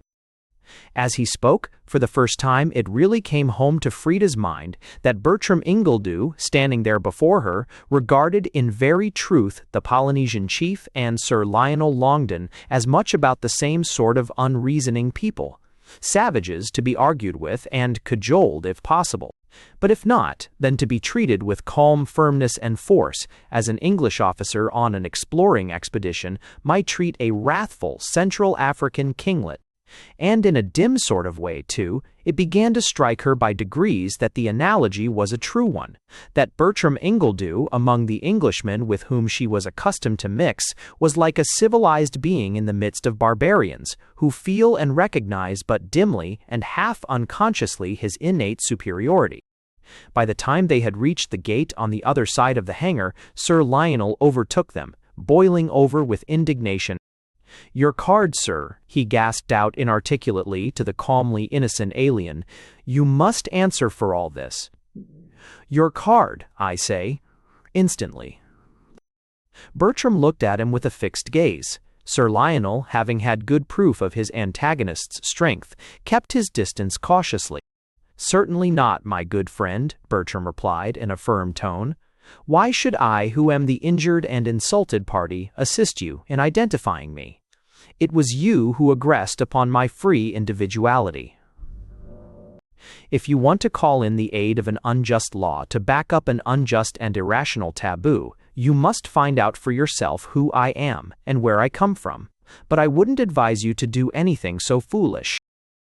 3 of us here saw you in the ridiculous position into which by your obstinacy you compelled me to put you, and you wouldn't like to hear us recounted in public, with picturesque details, to your brother magistrates. Let me say one thing more to you," he added after a pause, in that peculiarly soft and melodious voice of his. "Don't you think? On reflection, even if you're foolish enough and illogical enough really to believe in the sacredness of the taboo by virtue of which you try to exclude your fellow tribesmen from their fair share of enjoyment of the soil of England, don't you think you might at any rate exercise your imaginary powers over the land you? Don't you think arrogate to yourself with a little more gentleness and common politeness? How petty and narrow it looks to use even an undoubted right, far more a tribal taboo, in a tyrannical and needlessly aggressive manner. How mean and small and low and churlish.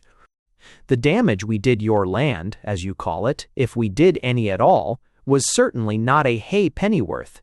Was it consonant with your dignity as a chief in the tribe to get so hot and angry about so small a value? How grotesque to make so much fuss and noise about a matter of a halfpenny. We, who were the aggrieved parties, we whom you attempted to debar by main force from the common human right to walk freely over earth wherever there's nothing sown or planted, and who are obliged to remove you as an obstacle out of our path at some personal inconvenience." He glanced askance at his clothes, crumpled and soiled by Sir Lionel's unseemly resistance. "It's thus. We didn't lose our tempers or attempt to revile you. We were cool and collected. But a taboo must be on its very last legs when it requires the aid of terrifying notices at every corner in order to preserve it. And I think this of yours must be well on the way to abolition. Still, as I should like to part friends," he drew a coin from his pocket and held it out between his finger and thumb with a courteous bow towards Sir Lionel. "I gladly tender you a halfpenny in compensation for any supposed harm we may possibly have done your imaginary rights by walking through the wood here." V. For a day or two after this notable encounter between tabooer and taboo breaker, Philip moved about in a most uneasy state of mind. He lived in constant dread of receiving a summons as a party to an assault upon a most respectable and respected landed proprietor who preserved more pheasants and owned more ruinous cottages than anybody else, except the Duke, round about Brackenhurst. Indeed, so deeply did he regret his involuntary part in this painful escapade that he never mentioned a word of it to Robert Monteith, nor did Frida either. To say the truth, husband and wife were seldom confidential one with the other. But, to Philip's surprise, Bertram's prediction came true. They never heard another word about the action for trespass, or the threatened prosecution for assault and battery. Sir Lionel found out that the person who had committed the gross and unheard-of outrage of lifting an elderly and respectable English landowner like a baby in arms on his own estate was a lodger at Brackenhurst, variously regarded by those who knew him best as an escaped lunatic and as a foreign nobleman in disguise, even nine. Fleeing for his life from a charge of complicity in a nihilist conspiracy, he wisely came to the conclusion, therefore, that he would not be the first to divulge the story of his own ignominious defeat, unless he found that damned radical chap was going boasting around the countryside how he had balked Sir Lionel. And as nothing was further than boasting from Bertram Ingledew's gentle nature, and as Philip and Frida both held their peace for good reasons of their own, the baronet never attempted in any way to rake up the story of his grotesque disgrace on what he considered his own property. All he did was to double the number of keepers on the borders of his estate, and to give them strict notice that whoever could succeed in catching the damned radical in flagrante delicto as trespasser or poacher should receive most instant reward and promotion. During the next few weeks, accordingly, nothing of importance happened. From the point of view of the Brackenhurst chronicler, though Bertram was constantly round at the Monteiths' garden for afternoon tea or a game of lawn tennis. He was an excellent player. Lawn tennis was most popular at home, he said, in that same mysterious and non-committing phrase he so often made use of. Only, he found the rackets and balls, very best London make, rather clumsy and awkward. He wished he had brought his own along with him when he came here. Philip noticed his style of service was particularly good, and even wondered at times he did not try to go in for the All-England Championship. But Bertram surprised him by answering, with a quiet smile, that though it was an excellent amusement, he had too many other things to do with his time to make a serious pursuit of it. One day towards the end of June, the strange young man had gone round to the Grange, that was the name of Frida's house, for his usual relaxation after a very tiring and distressing day in London, on important business. The business, whatever it was, had evidently harrowed his feelings not a little, for he was sensitively organized. Frida was on the tennis lawn. She met him with much lamentation over the unpleasant fact that she had just lost a sister-in-law, whom she had never cared for. "Well, but if you never cared for her," Bertram answered, looking hard into her lustrous eyes, "it doesn't much matter." "Oh, I shall have to go into mourning all the same," Frida continued somewhat pettishly, "and waste all my nice new summer dresses. It's such a nuisance." "Why do it, then?" Bertram suggested, watching her face very narrowly. "Well, I suppose because of what you would call a fetish," Frida answered, laughing. "I know it's ridiculous, but everybody expects it, and I'm not strong-minded enough to go against the current of what everybody expects of me." "You will be by and by," Bertram answered with confidence. "They're queer things, these death taboos. Sometimes people cover their heads with filth or ashes, and sometimes they bedizen them with crape and white streamers.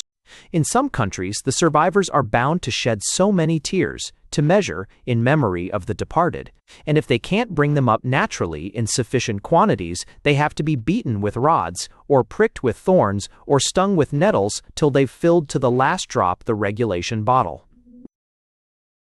In Swaziland, too, when the king dies, so the queen told me, every family of his subjects has to lose one of its sons or daughters, in order that they may all truly grieve at the loss of their sovereign.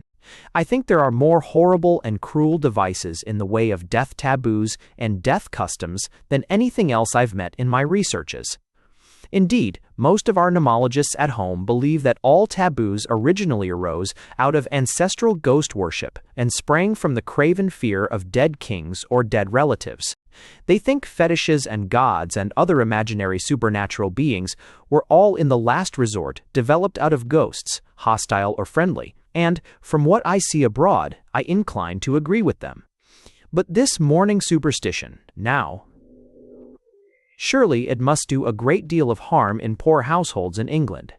People who can very ill afford to throw away good dresses must have to give them up and get new black ones, and that often at the very moment when they're just deprived of the aid of their only support and breadwinner. I wonder it doesn't occur to them that this is absolutely wrong, and that they oughtn't to prefer the meaningless fetish to their clear moral duty. They're afraid of what people would say of them, Frida ventured to interpose. You see, we're all so frightened of breaking through an established custom. Yes, I notice that always, wherever I go in England, Bertram answered. There's apparently no clear idea of what's right and wrong at all, in the ethical sense, as apart from what's usual. I was talking to a lady up in London today about a certain matter I may perhaps mention to you by and by, when occasion serves, and she said she'd been always brought up to think so and so. It seemed to me a very queer substitute indeed for thinking. I never thought of that, Frida answered slowly.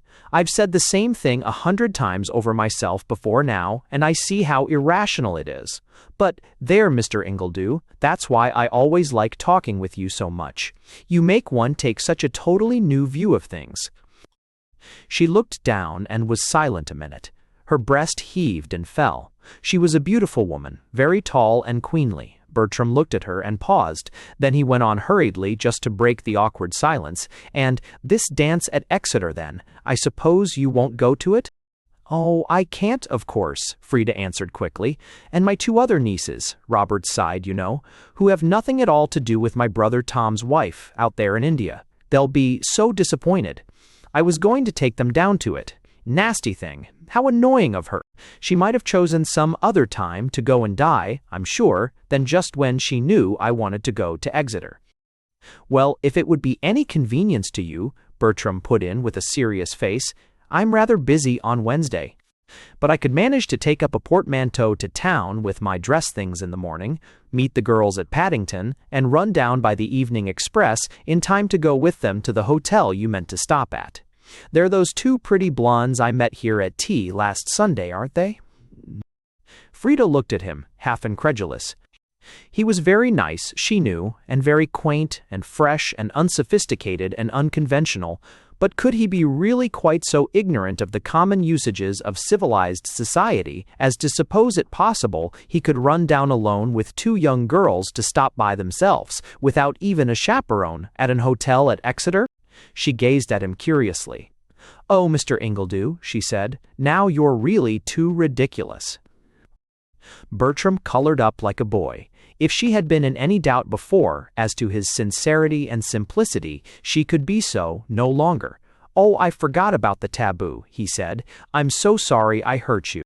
I was only thinking what a pity those 2 nice girls should be cheated out of their expected pleasure by a silly question of pretended mourning, where even you yourself, who have got to wear it, don't assume that you feel the slightest tinge of sorrow. I remember now, of course, what a lady told me in London the other day. Your young girls aren't even allowed to go out traveling alone without their mother or brothers, in order to taboo them absolutely beforehand for the possible husband who may someday marry them. It was a pitiful tale. I thought it all most painful and shocking. But you don't mean to say, Frida cried, equally shocked and astonished in her turn, that you'd let young girls go out alone anywhere with unmarried men? Goodness gracious, how dreadful! Why not? Bertram asked with transparent simplicity. Why, just consider the consequences, Frida exclaimed with a blush after a moment's hesitation. There couldn't be any consequences unless they both liked and respected one another, Bertram answered in the most matter-of-course voice in the world.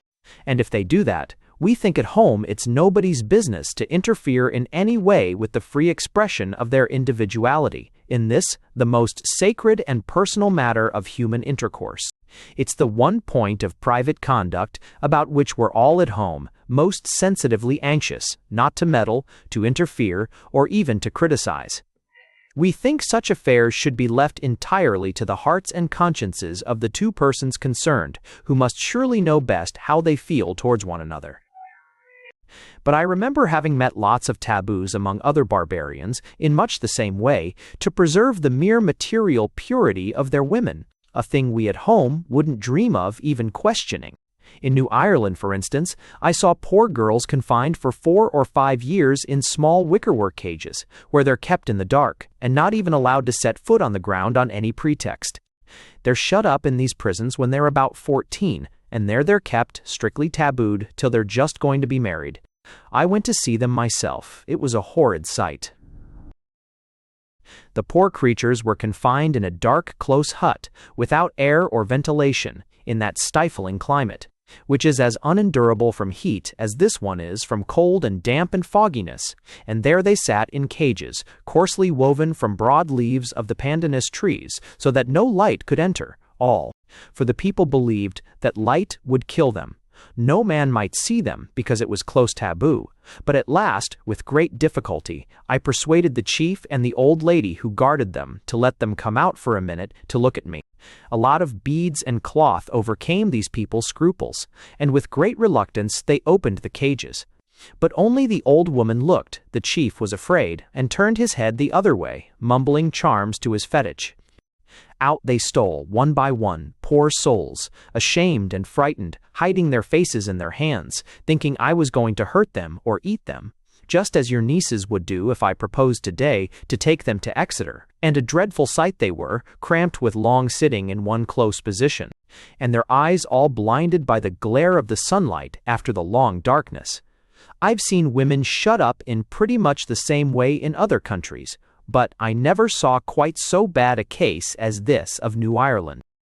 Well, you can't say we've anything answering to that in England, Frida put in, looking across at him with her frank, open countenance. No, not quite like that, in detail perhaps, but pretty much the same in general principle, Bertram answered warmly. Your girls here are not cooped up in actual cages, but they're confined in barrack schools, as like prisons as possible, and they're repressed at every turn in every natural instinct of play or society. They mustn't go here, or they mustn't go there. They mustn't talk to this one or to that one. They mustn't do this or that or the other. Their whole life is bound round, I'm told, by a closely woven web of restrictions and restraints, which have no other object or end in view than the interests of a purely hypothetical husband. The Chinese cramp their women's feet to make them small and useless. You cramp your women's brains for the self-same purpose. Even lights excluded, for they mustn't read books that would make them think. They mustn't be allowed to suspect the bare possibility that the world may be otherwise than as their priests and nurses and grandmothers tell them, though most even of your own men know it well to be something quite different. Why, I met a girl at that dance I went to in London the other evening who told me she wasn't allowed to read a book called Tess of the D'Urbervilles that I'd read myself, and that seemed to me one of which every young girl and married woman in England ought to be given a copy. It was the one true book I had seen in your country. And another girl wasn't allowed to read another book, which I've since looked at, called Robert Elsmere. An ephemeral thing enough in its way, I don't doubt, but proscribed in her case for no other reason on earth than because it expressed some mild disbelief as to the exact literary accuracy of those Lower Syrian pamphlets to which your priests attach such immense importance. Oh, Mr. Ingledew, Frida cried, trembling, yet profoundly interested, if you talk like that any more, I shan't be able to listen to you. There it is, you see, Bertram continued, with a little wave of the hand. You've been so blinded and bedimmed by being deprived of light when a girl, that now, when you see even a very faint ray, it dazzles you and frightens you. That mustn't be so. It needn't, I feel confident. I shall have to teach you how to bear the light. Your eyes, I know, are naturally strong. You were an eagle born. You'd soon get used to it. Frida lifted them slowly, those beautiful eyes, and met his own with genuine pleasure. Do you think so? She asked, half whispering. In some dim, instinctive way, she felt this strange man was a superior being, and that every small crumb of praise from him was well worth meriting. Why, Frida, of course I do, he answered, without the least sense of impertinence. Do you think if I didn't, I'd have taken so much trouble to try and educate you? For he had talked to her much in their walks on the hillside. Frida did not correct him for his bold application of her Christian name, though she knew she ought to. She only looked up at him and answered gravely, I certainly can't let you take my nieces to Exeter." "I suppose not," he replied, hardly catching at her meaning. "One of the girls at that dance the other night told me a great many queer facts about your taboos on these domestic subjects, so I know how stringent and how unreasoning they are. And, indeed, I found out a little bit for myself, for there was one nice girl there, to whom I took a very great fancy, and I was just going to kiss her as I said good night, when she drew back suddenly, almost as if I'd struck her, though we'd been talking together quite confidentially a minute before. I could see she thought I really meant to insult her. Of course, I explained it was only what I'd have done to any nice girl at home under similar circumstances, but she didn't seem to believe me. And the oddest part of it all was that all the time we were dancing, I had my arm round her waist, as all the other men had theirs round their partners, and at home we consider it a much greater proof of confidence and affection to be allowed to place your arm round a lady's waist than merely to kiss her. Frida felt the conversation was beginning to travel beyond her ideas of propriety, so she checked its excursions by answering gravely, "Oh, Mr. Ingledew, you don't understand our code of morals. But I'm sure you don't find your East End young ladies so fearfully particular." "They certainly haven't quite so many taboos," Bertram answered quietly, "but that's always the way in tabooing societies. These things are naturally worst among the chiefs and great people. I remember when I was stopping among the Udan Nomes of Borneo, the daughters of chiefs and great sun-descended families were shut up at 8 or 10 years old in a little cell or room as a religious duty, and cut off from all intercourse with the outside world for many years together. The cells dimly lit by a single small window placed high in the wall, so that the unhappy girl never sees anybody or anything, but passes her life in almost total darkness. She mayn't leave the room on any pretext whatever, not even for the most pressing and necessary purposes. None of her family may see her face, but a single slave woman's appointed to accompany her and wait upon her. Long want of exercise stunts her bodily growth, and when at last she becomes a woman and emerges from her prison, her complexion has grown wan and pale and wax-like. They take her out in solemn guise and show her the sun, the sky, the land, the water, the trees, the flowers, and tell her all their names, as if to a newborn creature. Then a great feast is made. A poor crouching slave is killed with a blow of the sword, and the girl is solemnly smeared with his reeking blood, by way of initiation. But this is only done, of course, with the daughters of wealthy and powerful families. And I find it pretty much the same in England. In all these matters, your poorer classes are relatively pure and simple and natural. It's your richer and worse and more selfish classes among whom sex taboos are strongest and most unnatural. Frida looked up at him a little pleadingly. "Do you know, Mr. Ingledew," she said in a trembling voice, "I'm sure you don't mean it for intentional rudeness, but it sounds to us very like it when you speak of our taboos and compare us openly to these dreadful savages. I'm a woman, I know, but I don't like to hear you speak so about my England."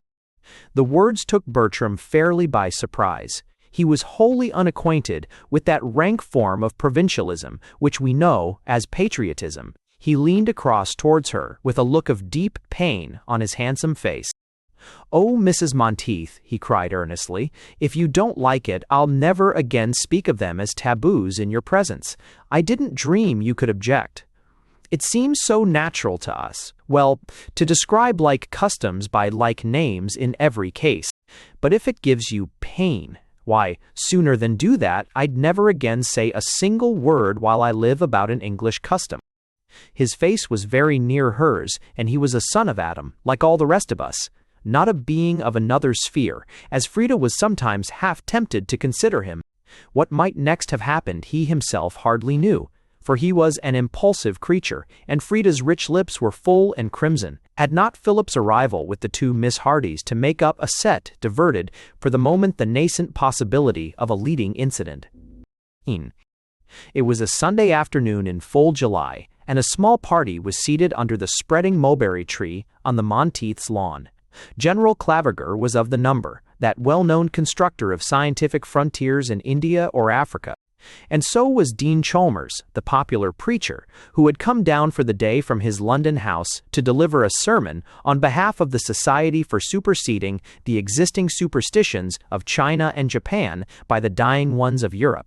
Philip was there too, enjoying himself thoroughly in the midst of such good company. And so was Robert Monteith, bleak and grim as usual, but deeply interested for the moment in dividing metaphysical and theological cobwebs with his friend the Dean, who, as a brother Scotsman, loved a good discussion better almost than he loved a good discourse. General Claviger, for his part, was congenially engaged in describing to Bertram his pet idea for a campaign against the Mahdi and his men in the interior of the Sudan. Bertram rather yawned through that technical talk. He was a man of peace, and schemes of organized bloodshed interested him no more than the details of a projected human sacrifice, given by a Central African chief with native gusto, would interest an average European gentleman. At last, however, the general happened to say casually, "I forget the exact name of the place. I think it's Malolo, but I have a very good map of all the district at my house down at Wanborough." "What? Wanborough in Northamptonshire?" Bertram exclaimed with sudden interest. "Do you really live there?" "I'm lord of the manor," General Claviger answered, with a little access of dignity. The Clavigers or Clavigeros were a Spanish family of Andalusian origin who settled down at Wanborough under Philip and Mary, and retained the manor, no doubt by conversion to the Protestant side, after the accession of Elizabeth. "That's interesting to me," Bertram answered, with his frank and fearless truthfulness, "because my people came originally from Wanborough before they emigrated." Philip, listening askance, pricked up his ears eagerly at the telltale phrase, "After all, then, a colonist." "But they weren't anybody distinguished, certainly not lords of the manor," he added hastily as the general turned a keen eye on him. "Are there any Ingledews living now in the Wanborough district?" One likes, as a matter of scientific heredity, to know all one can about one's ancestors and one's county and one's collateral relatives. "Well, there are some Ingledews just now at Wanborough," the general answered, with some natural hesitation, surveying the tall, handsome young man from head to foot, not without a faint touch of soldierly approbation. "Unless, indeed. Well, we know the vicissitudes of families. Perhaps your ancestors and the Ingledews that I know drifted apart a long time ago." "Is he a cobbler?" Bertram inquired, without a trace of Mauvais home. The general nodded. "Well, yes," he said politely. "That's exactly what he is, though, as you seem to be asking about presumed relations, I didn't like to mention it." "Oh, then, he's my ancestor," Bertram put in, quite pleased at the discovery. "That is to say," he added after a curious pause, "my ancestor's descendant. Almost all my people, a little way back, you see, were shoemakers or cobblers." He said it with dignity, exactly as he might have said they were dukes or lord chancellors. But Philip could not help pitying him, not so much for being descended from so mean a lot, as for being fool enough to acknowledge it on a gentleman's lawn at Brackenhurst. Why, with manners like his, if he had not given himself away, one might easily have taken him for a descendant of the Plantagenets. So the general seemed to think too, for he added quickly, "But you're very like the Duke, and the Duke's a Bertram. Is he also a relative?" The young man colored slightly. "Yes," he answered, hesitating, "but we're not very proud of the Bertram connection. They never did much good in the world, the Bertrams. I bear the name, one may almost say by accident, because it was handed down to me by my grandfather Ingledew, who had Bertram blood, but was a vast deal a better man than any other member of the Bertram family." "I'll be seeing the Duke on Wednesday," the general put in, with marked politeness, "and I'll ask him, if you like, about your grandfather's relationship. Who was he exactly, and what was his connection with the present man or his predecessor?" "Oh, don't, please," Bertram put in, half pleadingly. "It is true, but still with that same ineffable and indefinable air of a great gentleman that never for a moment deserted him. The Duke would never have heard of my ancestors, I'm sure, and I particularly don't want to be mixed up with the existing Bertrams in any way." He was happily innocent and ignorant of the natural interpretation the others would put upon his reticence. after the true English manner. But still he was vaguely aware, from the silence that ensued for a moment after he ceased, that he must have broken once more some important taboo, or offended once more some much-revered fetish. To get rid of the awkwardness, he turned quietly to Frida. "What do you say, Mrs. Monteith," he suggested, "to a game of tennis?" As bad luck would have it, he had floundered from one taboo headlong into another. The dean looked up, open-mouthed, with a sharp glance of inquiry. Did Mrs. Monteith, then, permit such frivolities on the Sunday? "You forget what day it is, I think," Frida interposed gently, with a look of warning. Bertram took the hint at once. "So I did," he answered quickly. "At home, you see, we let no man judge us of days and of weeks and of times and of seasons. It puzzles us so much. With us, what's wrong today can never be right and proper tomorrow." "But surely," the dean said, bristling up, "some day is set apart in every civilized land for religious exercises." "Oh no," Bertram replied, falling incautiously into the trap. "We do right every day of the week alike, and never do puja of any sort at any time." "Then where do you come from?" the dean asked severely, pouncing down upon him like a hawk. "I've always understood the very lowest savages have at least some outer form or shadow of religion." "Yes, perhaps so, but we're not savages, either low or otherwise," Bertram answered cautiously, perceiving his error. "And as to your other point, for reasons of my own, I prefer for the present not to say where I come from." "You wouldn't believe me if I told you, as you didn't, I saw, about my remote connection with the Duke of East Anglia's family. And we're not accustomed, where I live, to be disbelieved or doubted. It's perhaps the one thing that really almost makes us lose our tempers. So, if you please, I won't go any further at present into the debatable matter of my place of origin." He rose to stroll off into the gardens, having spoken all the time in that peculiarly grave and dignified tone that seemed natural to him whenever anyone tried to question him closely. Nobody save a churchman would have continued the discussion, but the dean was a churchman and also a Scot, and he returned to the attack unabashed and unbaffled. "But surely, Mr. Ingledew," he said in a persuasive voice, "your people, whoever they are, must at least acknowledge a creator of the universe." Bertram gazed at him fixedly. His eye was stern.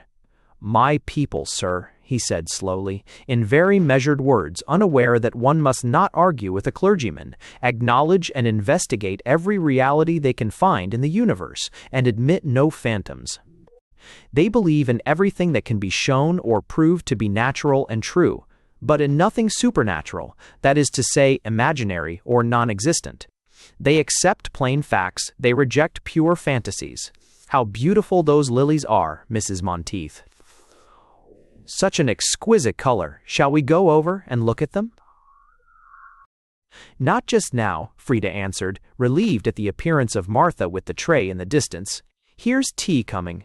She was glad of the diversion, for she liked Bertram immensely, and she could not help noticing how hopelessly he had been floundering all that afternoon right into the very midst of what he himself would have called their taboos and joss business. But Bertram was not well out of his troubles yet. Martha brought the round tray, oriental brass, finely chased with flowing Arabic inscriptions, and laid it down on the dainty little rustic table. Then she handed about the cups. Bertram rose to help her. He said as politely as he would have said it to a lady in her drawing-room. "No, thank you, sir," Martha answered, turning red at the offer, but with the imperturbable solemnity of the well-trained English servant. She knew her place, and resented the intrusion.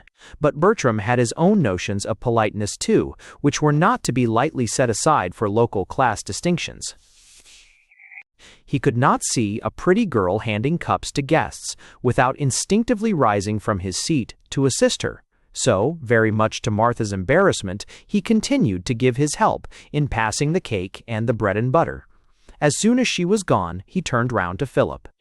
"That's a very pretty girl and a very nice girl," he said simply. "I wonder now, as you haven't a wife, you've never thought of marrying her." The remark fell like a thunderbolt on the assembled group. Even Frida was shocked. Your most open-minded woman begins to draw a line when you touch her class prejudices in the matter of marriage, especially with reference to her own relations. Why, really, Mr. Riar. Also, injecute. Ingle do, she said, looking up at him reproachfully. You can't mean to say you think my brother could marry the parlor maid. Bertram saw at a glance he had once more unwittingly run his head against one of the dearest of these strange people's taboos. But he made no retort openly. He only reflected in silence to himself how unnatural and how wrong they would all think it at home that a young man of Philip's age should remain nominally celibate. How horrified they would be at the abject misery and degradation such conduct on the part of half his caste must inevitably imply for thousands of innocent young girls of lower station, whose lives he now knew were remorselessly sacrificed in vile dens of tainted London to the supposed social necessity that young men of a certain class should marry late in a certain style, and keep a wife in the way she's been accustomed to. He remembered with a checked sigh how infinitely superior they would all at home have considered that wholesome, capable, good-looking Martha to an empty-headed and useless young man like Philip, and he thought to himself how completely taboo had overlaid in these people's minds every ethical idea, how wholly it had obscured the prime necessities of healthy, vigorous, and moral manhood. The castes of India, and the horrible pollution that would result from disregarding them, the vile Egyptian rule by which the divine king, in order to keep up the so-called purity of his royal and God-descended blood, must marry his own sister, and so foully pollute with monstrous abortions the very stock he believed himself to be preserving intact from common or unclean influences. His mind ran back to the strange and complicated forbidden degrees of the Australian blackfellows, who were divided into cross classes, each of which must necessarily marry into a certain other, and into that other only, regardless of individual tastes or preferences. He remembered the profound belief of all these people that if they were to act in any other way than the one prescribed, some nameless misfortune or terrible evil would surely overtake them. Yet nowhere, he thought to himself, had he seen any system which entailed in the end so much misery on both sexes, though more particularly on the women, as that system of closely tabooed marriage, founded upon a broad basis of prostitution and infanticide, which has reached its most appalling height of development in hypocritical and Puritan England.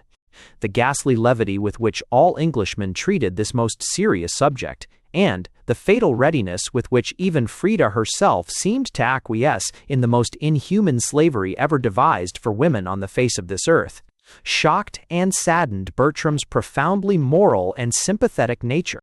He could sit there no longer to listen to their talk. He bethought him at once of the sickening sights he had seen the evening before in a London music hall, of the corrupting mass of filth underneath, by which alone this abomination of iniquity could be kept externally decent, and this vile system of false celibacy whitened outwardly to the eye like oriental sepulchres. And he strolled off by himself into the shrubbery, very heavy in heart, to hide his real feelings from the priest and the soldier, whose coarser-grained minds could never have understood the enthusiasm of humanity which inspired and informed him. Frida rose and followed him, moved by some unconscious wave of instinctive sympathy.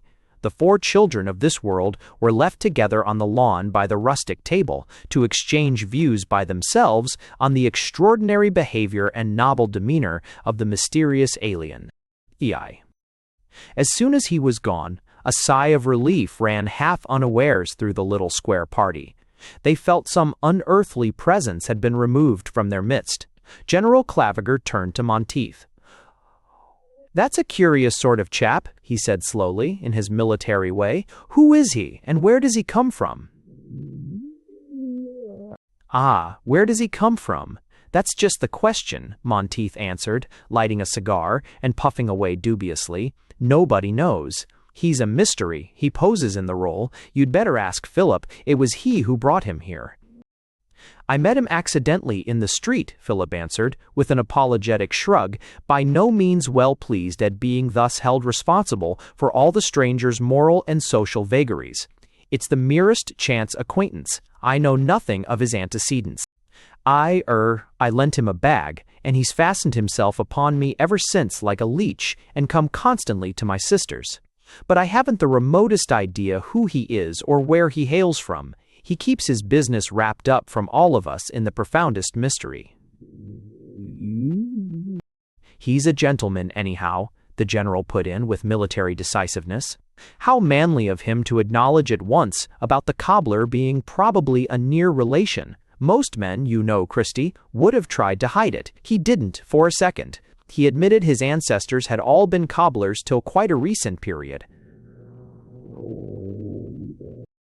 Philip was astonished at this verdict of the general's, for he himself, on the contrary, had noted with silent scorn that very remark as a piece of supreme and hopeless stupidity on Bertram's part. No fellow can help having a cobbler for a grandfather, of course, but he need not be such a fool as to volunteer any mention of the fact spontaneously. Yes, I thought it bold of him, Monteith answered, almost bolder than was necessary, for he didn't seem to think we should be at all surprised at it. The general mused to himself. He's a fine soldierly fellow, he said, gazing after the tall retreating figure. I should like to make a dragoon of him. He's the very man for a saddle. He'd dash across country in the face of heavy guns any day with the best of them. He rides well, Philip answered, and has a wonderful seat. I saw him on that bay mare of Wilder's in town the other afternoon, and I must say he rode much more like a gentleman than a cobbler. Oh, he's a gentleman, the general repeated, with unshaken conviction, a thoroughbred gentleman. And he scanned Philip up and down with his keen gray eye, as if internally reflecting that Philip's own right to criticize and classify that particular species of humanity was a trifle doubtful. I should much like to make a captain of hussars of him. He'd be splendid as a leader of irregular horse, the very man for a scrimmage. For the general's one idea, when he saw a fine specimen of our common race, was the Zulus or the Red Indians. What an admirable person he would be to employ in killing and maiming his fellow creatures. He'd be better engaged so, the dean murmured reflectively, than in diffusing these horrid revolutionary and atheistical doctrines. For the church was, as usual, in accord with the sword.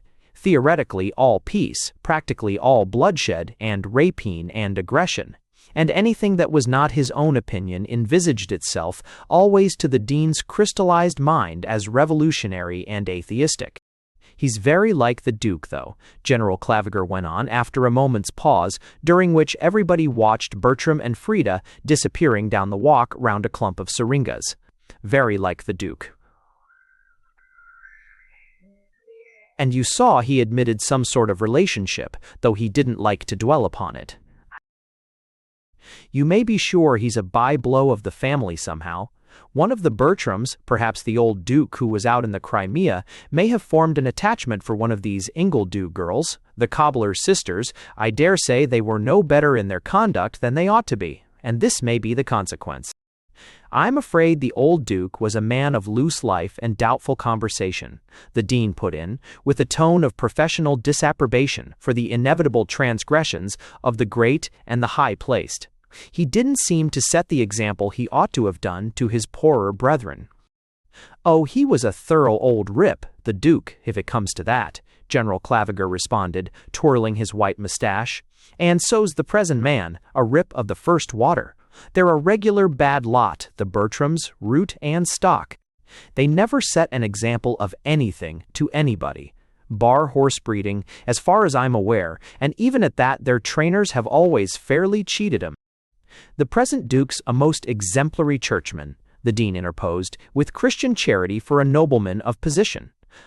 He gave us a couple of thousand last year for the Cathedral Restoration Fund.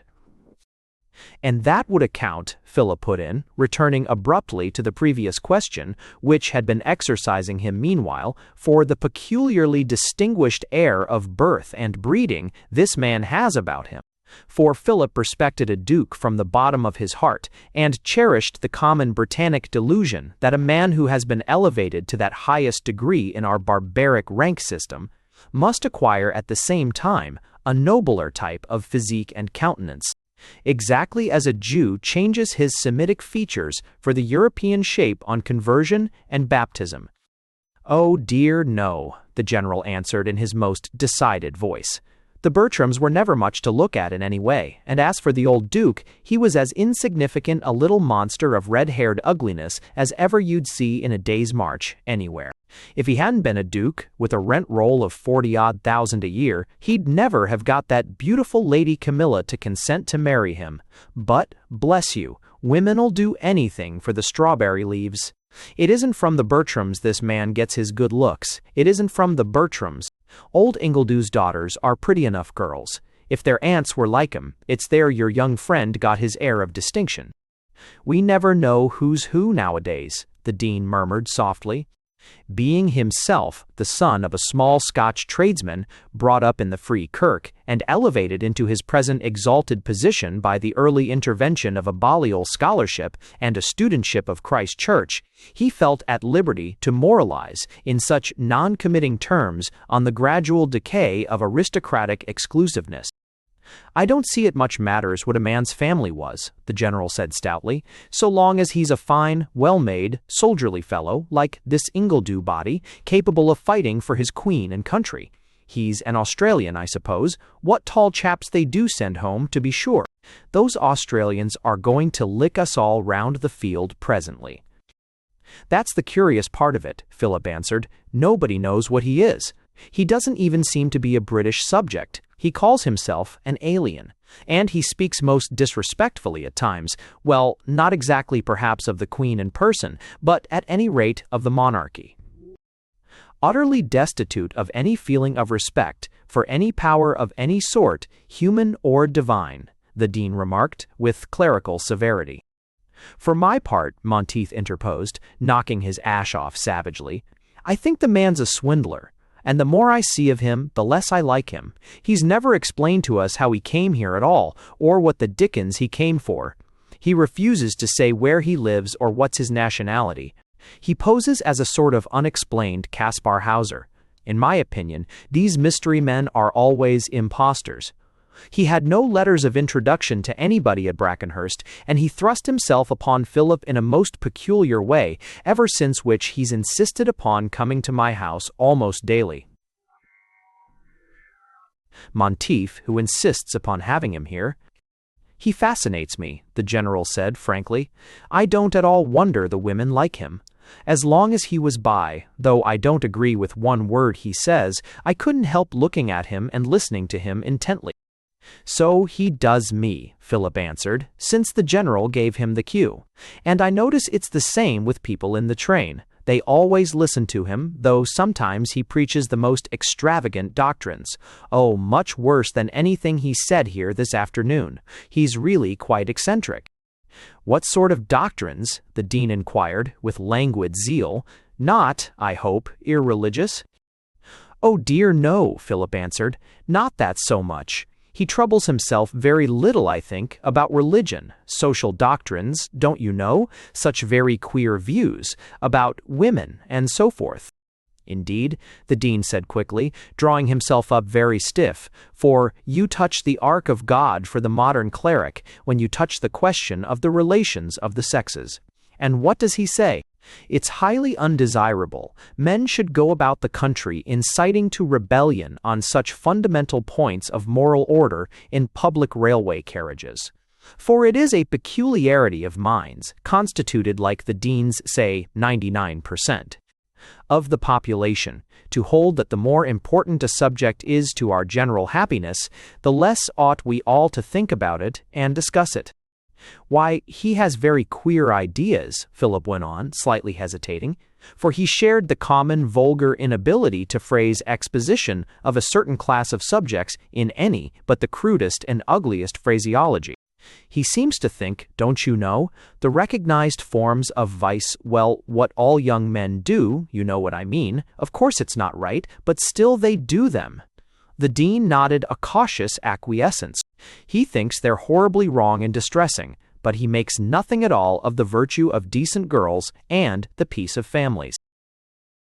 If I found a man preaching that sort of doctrine to my wife or my daughters," Monteith said savagely, "I know what I'd do. I'd put a bullet through him."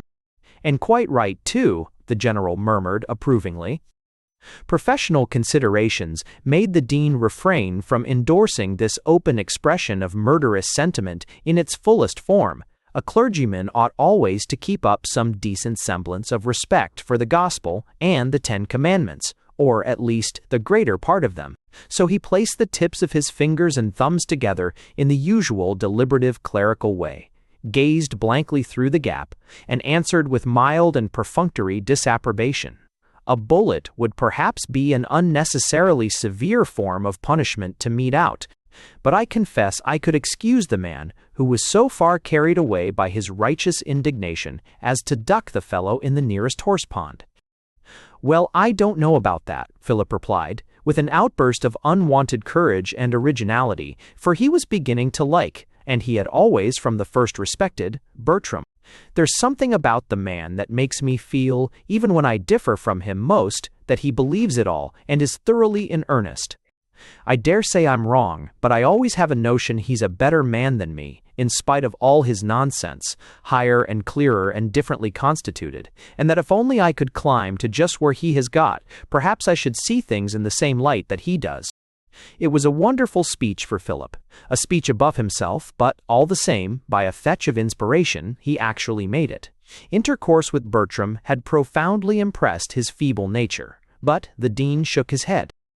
"A very undesirable young man for you to see too much of, I'm sure, Mr. Christie," he said, with marked disapprobation. For, in the dean's opinion, it was a most dangerous thing for a man to think, especially when he's young. Thinking is, of course, so likely to unsettle him. The general, on the other hand, nodded his stern gray head once or twice reflectively. "He's a remarkable young fellow," he said after a pause, "a most remarkable young fellow. As I said before, he somehow fascinates me. I'd immensely like to put that young fellow into a smart hussar uniform, mount him on a good charger of the Punjab breed, and send him helter-skelter, pole-devil, pole-baker, among my old friends the Duranis on the northwest frontier. V.I." While the men talked thus, Bertram Ingledew's ears ought to have burned behind the bushes. But, to say the truth, he cared little for their conversation, for had he not turned aside down one of the retired gravel paths in the garden, alone with Frida? "That's General Claviger of Herat, I suppose," he said in a low tone, as they retreated out of earshot beside the clump of syringas. "What a stern old man he is, to be sure, with what a stern old face! He looks like a person capable of doing or ordering all the strange things I've read of him in the papers." "Oh, yes," Frida answered, misunderstanding for the moment her companion's meaning. "He's a very clever man, I believe, and a most distinguished officer." Bertram smiled, in spite of himself. "Oh, I didn't mean that," he cried, with the same odd gleam in his eyes Frida had so often noticed there. "I meant he looked capable of doing or ordering all the horrible crimes he's credited with in history. You remember, it was he who was employed in massacring the poor savage Zulus in their last stand at bay, and in driving the Afghan women and children to die of cold and starvation on the mountain tops after the taking of Kabul. A terrible fighter indeed, a terrible history." "But I believe he's a very good man in private life," Frida put in apologetically, feeling compelled to say the best she could for her husband's guest. "I don't care for him much myself, to be sure, but Robert likes him. And he's awfully nice, everyone says, to his wife and stepchildren." "How can he be very good?" Bertram answered in his gentlest voice.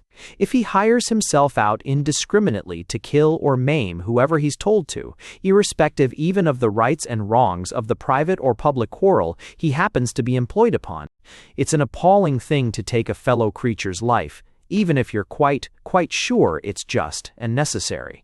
But fancy contracting to take anybody's and everybody's life you're told to, without any chance even of inquiring whether they may not be in the right after all, and your own particular king, or people most unjust and cruel and blood-stained aggressors? Why, it's horrible to contemplate."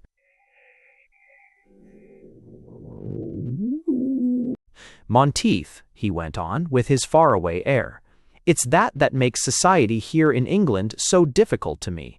It's so hard to mix on equal terms with your paid high priests and your hired slaughterers, and never display openly the feelings you entertain towards them. Fancy if you had to mix so yourself with the men who flogged women to death in Hungary, or with the governors and jailers of some Siberian prison. That's the worst of travel. When I was in Central Africa, I sometimes saw a poor black woman tortured or killed before my very eyes, and if I'd tried to interfere in her favor, to save or protect her, I'd only have got killed myself, and probably have made things all the worse in the end for her.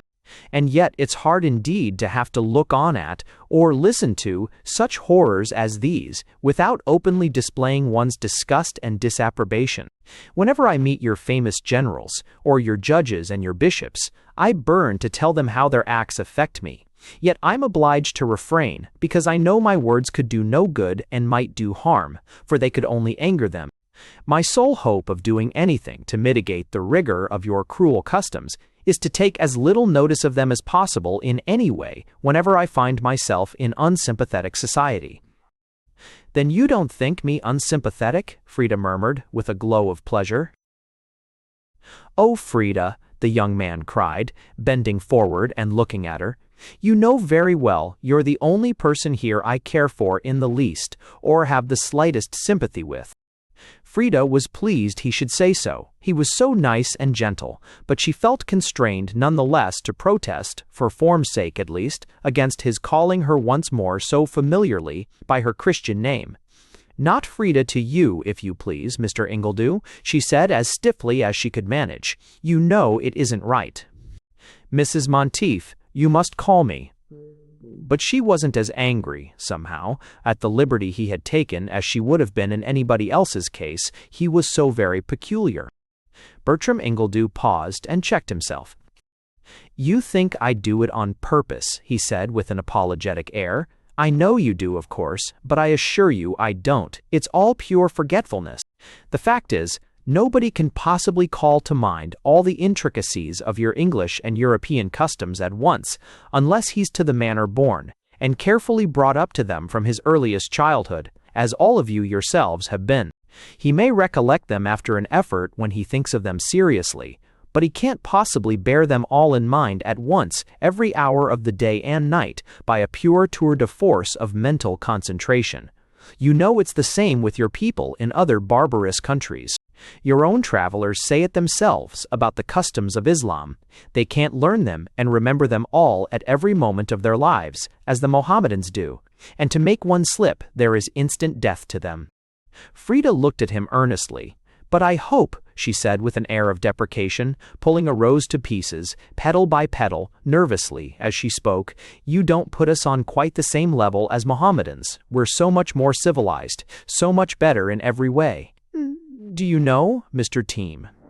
Ingledew, and she hesitated for a minute, I can't bear to differ from you or blame you in anything, because you always appear to me so wise and good and kind-hearted and reasonable, but it often surprises me and even hurts me when you seem to talk of us all as if we were just so many savages.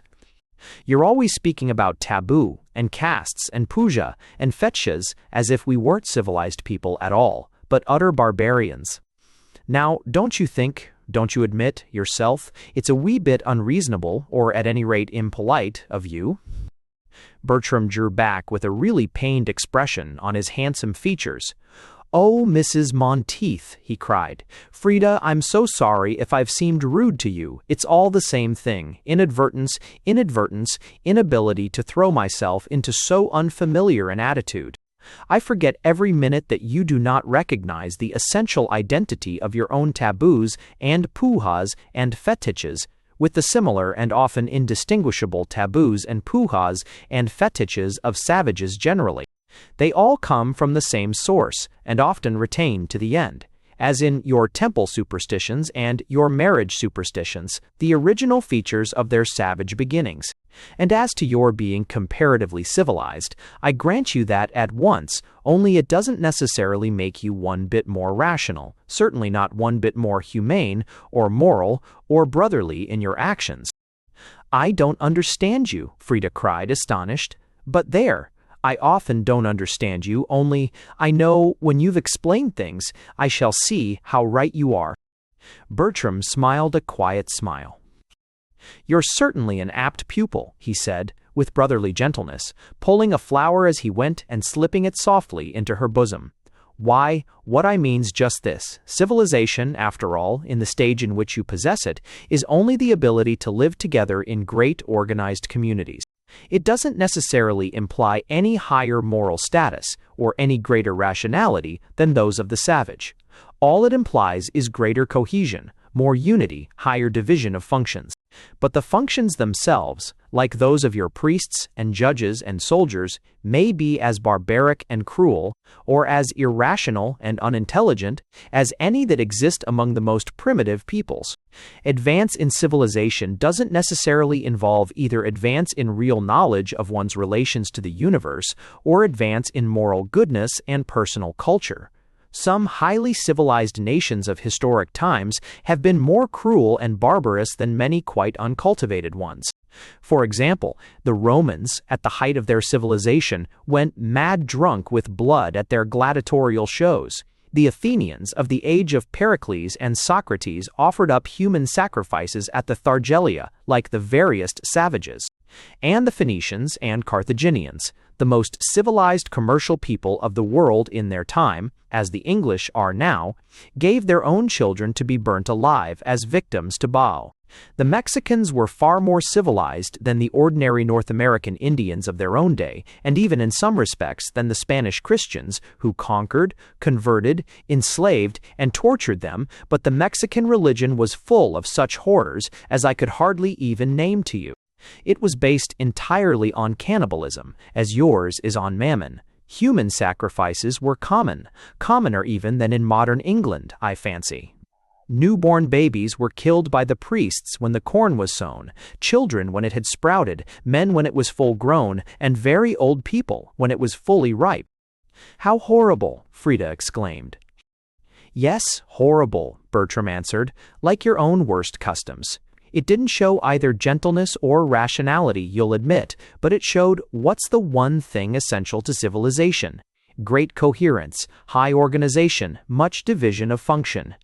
Some of the rites these civilized Mexicans performed would have made the blood of kindly savages run cold with horror. They sacrificed a man at the harvest festival by crushing him like the corn between two big flat stones. Sometimes the priests skinned their victim alive and wore his raw skin as a mask or covering, and danced hideous dances, so disguised in honor of the hateful deities whom their fancies had created. Deities even more hateful and cruel, perhaps, than the worst of your own Christian Calvinistic fancies. I can't see, myself, that civilized people are one whit the better in all these respects than the uncivilized barbarian. They pull together better, that's all. But war, bloodshed, superstition, fetish worship, religious rites, castes, class distinctions, sex taboos, restrictions on freedom of thought, on freedom of action, on freedom of speech, on freedom of knowledge are just as common in their midst as among the utterly uncivilized." "Then what you yourself aim at," Frida said, looking hard at him, for he spoke very earnestly, "what you yourself aim at is—" Bertram's eyes came back to solid earth with a bound. "Oh, what we at home aim at," he said, smiling that sweet, soft smile of his that so captivated Frida, "is not mere civilization, though, of course, we value that too in its meat degree, because without civilization and cooperation no great thing is possible, but rationality and tenderness. We think reason the first good, to recognize truly your own place in the universe, to hold your head up like a man, before the face of high heaven, afraid of no ghosts or phantasmas or phantoms, to understand that wise and right and unselfish actions are the great requisites in life, not the service of non-existent and misshapen creatures of the human imagination. knowledge of facts, knowledge of nature, knowledge of nature, knowledge of the true aspects of the world we live in. These seem to us of first importance. After that, we prize next reasonable and reasoning goodness for mere rule-of-thumb goodness, which comes by rote and might so easily degenerate into formalism or superstition, has no honor among us, but rather the contrary.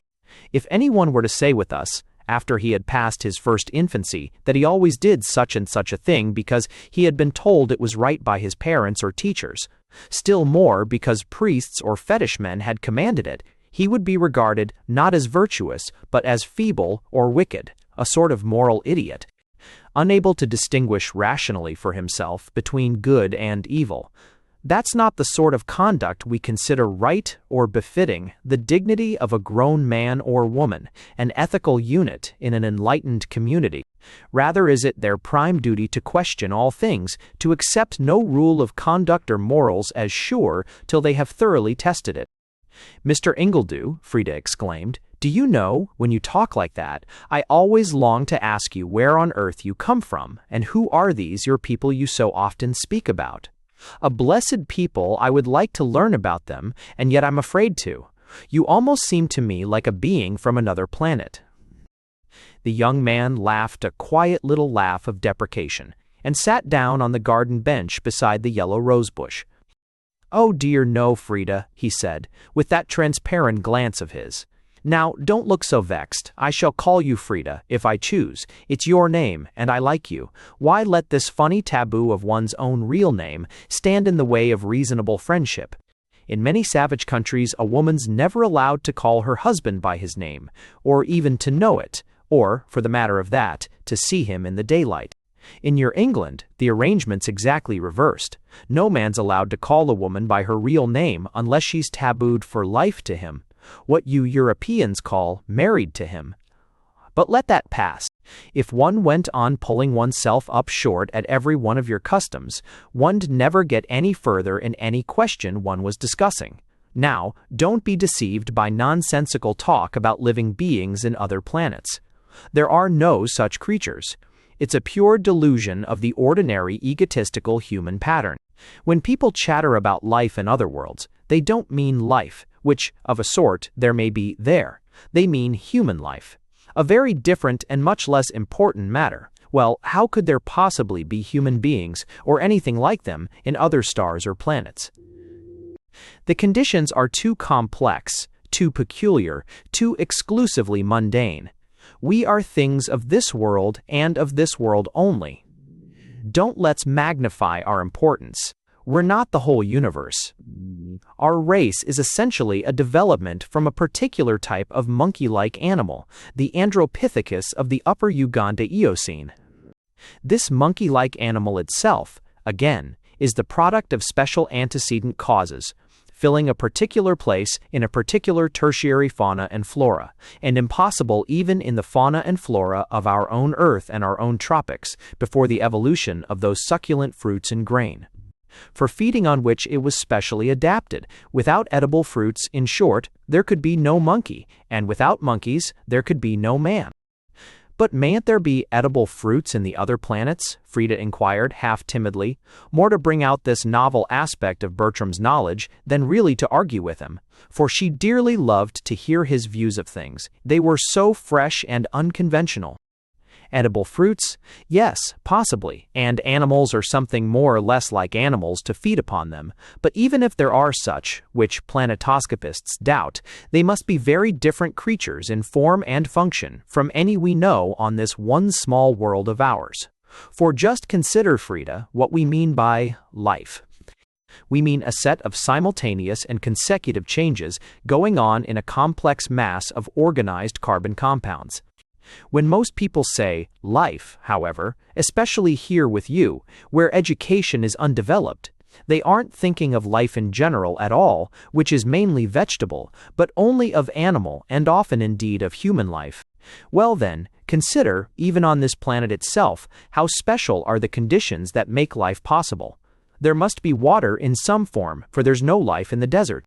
There must be heat up to a certain point, and not above or below it, for fire kills. And there's no life at the poles, as among alpine glaciers, or what little there is depends upon the intervention of other life wafted from elsewhere, from the lands or seas, in fact, where it can really originate.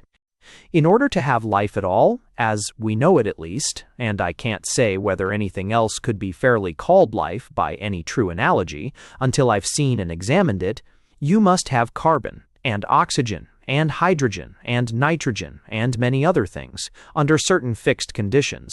You must have liquid water, not steam or ice. You must have a certain restricted range of temperature, neither very much higher nor very much lower than the average of the tropics. Now, look, even with all these conditions fulfilled, how diverse is life on this earth itself, the one place we really know, varying as much as from the oak to the cuttlefish, from the palm to the tiger, from man to the fern, the seaweed, or the jelly speck. Every one of these creatures is a complex result of very complex conditions, among which you must never forget to reckon the previous existence and interaction of all the antecedent ones. Is it probable, then, even a priori, that if life or anything like it exists on any other planet, it would exist in forms at all as near our own as a buttercup is to a human being, or a sea anemone is to a cat or a pine tree? Well, it doesn't look likely, now you come to put it so, Frida answered thoughtfully, for, though English, she was not wholly impervious to logic. Likely? Of course not, Bertram went on with conviction. Planetoscopists are agreed upon it, and, above all, why should one suppose the living organisms or their analogues, if any such there are, in the planets or fixed stars, possess any such purely human and animal faculties as thought and reason? That's just like our common human narrowness. If we were oaks, I suppose, we would only interest ourselves in the question whether acorns existed in Mars and Saturn. He paused a moment, then he added in an afterthought, "No, Frida, you may be sure all human beings, you and I alike, and thousands of others a great deal more different, are essential products of this one wee planet, and of particular times and circumstances in its history. We differ only as birth and circumstances have made us differ. There is a mystery about who I am and where I come from. I won't deny it, but it isn't by any means so strange or so marvelous a mystery as you seem to imagine. One of your own old sacred books says, as I remember hearing in the Joss house I attended one day in London, God hath made of one blood all the nations of the earth. If for God in that passage we substitute common descent, it's perfectly true. We are all of one race, and I confess, when I talk to you, every day I feel our unity more and more profoundly." He bent over on the bench and took her tremulous hand.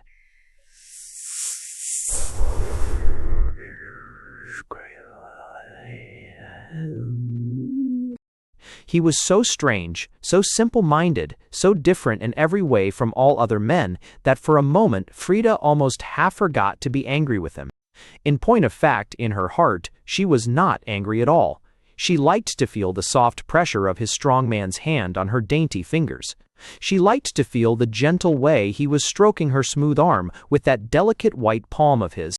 It gave her a certain immediate and unthinking pleasure to sit still by his side and know he was full of her. Then suddenly, with a start, she remembered her duty. She was a married woman, and she ought not to do it. Quickly, with a startled air, she withdrew her hand. Bertram gazed down at her for a second, half taken aback by her hurried withdrawal. "Then you don't like me," he cried in a pained tone. "After all, you don't like me." One moment later, a ray of recognition broke slowly over his face. "Oh, I forgot," he said, leaning away. "I didn't mean to annoy you. A year or two ago, of course, I might have held your hand in mine as long as ever I liked. You were still a free being. But what was right then is wrong now, according to the kaleidoscopic etiquette of your countrywomen. I forgot all that in the heat of the moment. I recollected only we were two human beings, of the same race and blood, with hearts that beat and hands that lay together. I remember now, you must hide and stifle your native impulses in future. You're tabooed for life to Robert Monteith. I must needs respect his seal set upon you." And he drew a deep sigh of enforced resignation. Frida sighed in return. "These problems are so hard," she said. Bertram smiled a strange smile. "There are no problems," he answered confidently. "You make them yourselves. You surround life with taboos, and then you talk despairingly of the problems with which your own taboos alone have saddled you." At 9:30 one evening that week, Bertram was seated in his sitting room at Miss Blake's lodgings, making entries, as usual, on the subject of taboo in his big black notebook. It was a large, bare room, furnished with the customary round rosewood center table, and decorated by a pair of green china vases, a set of wax flowers under a big glass shade, and a picture representing two mythical beings, with women's faces and birds' wings, hovering over the figure of a sleeping baby. Suddenly, a hurried knock at the door attracted his attention. "Come in," he said softly, in that gentle and almost deferential voice which he used alike to his equals and to the lodging-house servant. The door opened at once, and Frida entered. She was pale as a ghost, and she stepped light with a terrified tread. Bertram could see at a glance she was profoundly agitated. For a moment he could hardly imagine the reason why. Then he remembered all at once the strict harem rules by which married women in England are hemmed in and circumvented. To visit an unmarried man alone by night is contrary to tribal usage. He rose and advanced towards his visitor with outstretched arms.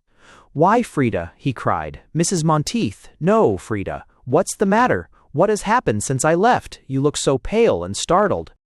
Frida closed the door cautiously, flung herself down into a chair in a despairing attitude, and buried her face in her hands for some moments in silence. "Oh, Mr. Ingledew," she cried at last, looking up in an agony of shame and doubt. "Bertram, I know it's wrong. I know it's wicked. I ought never to have come. Robert would kill me if he found out.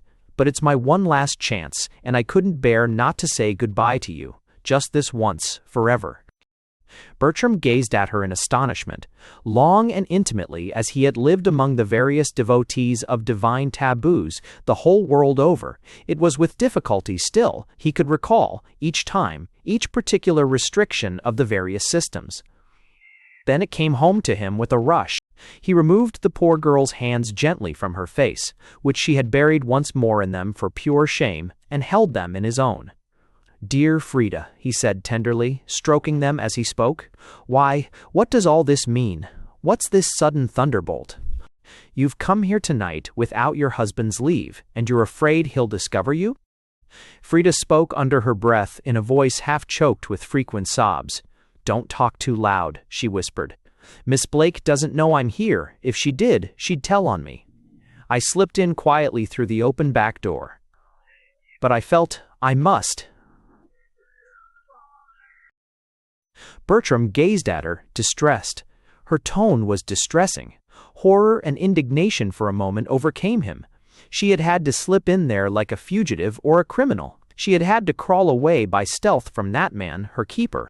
She, a grown woman and a moral agent, with a will of her own and a heart and a conscience, was held so absolutely in serfdom as a particular man's thrall and chattel that she could not even go out to visit a friend without these degrading subterfuges of creeping in, unperceived by a back entrance, and talking low under her breath lest a lodging-house crone should find out what she was doing.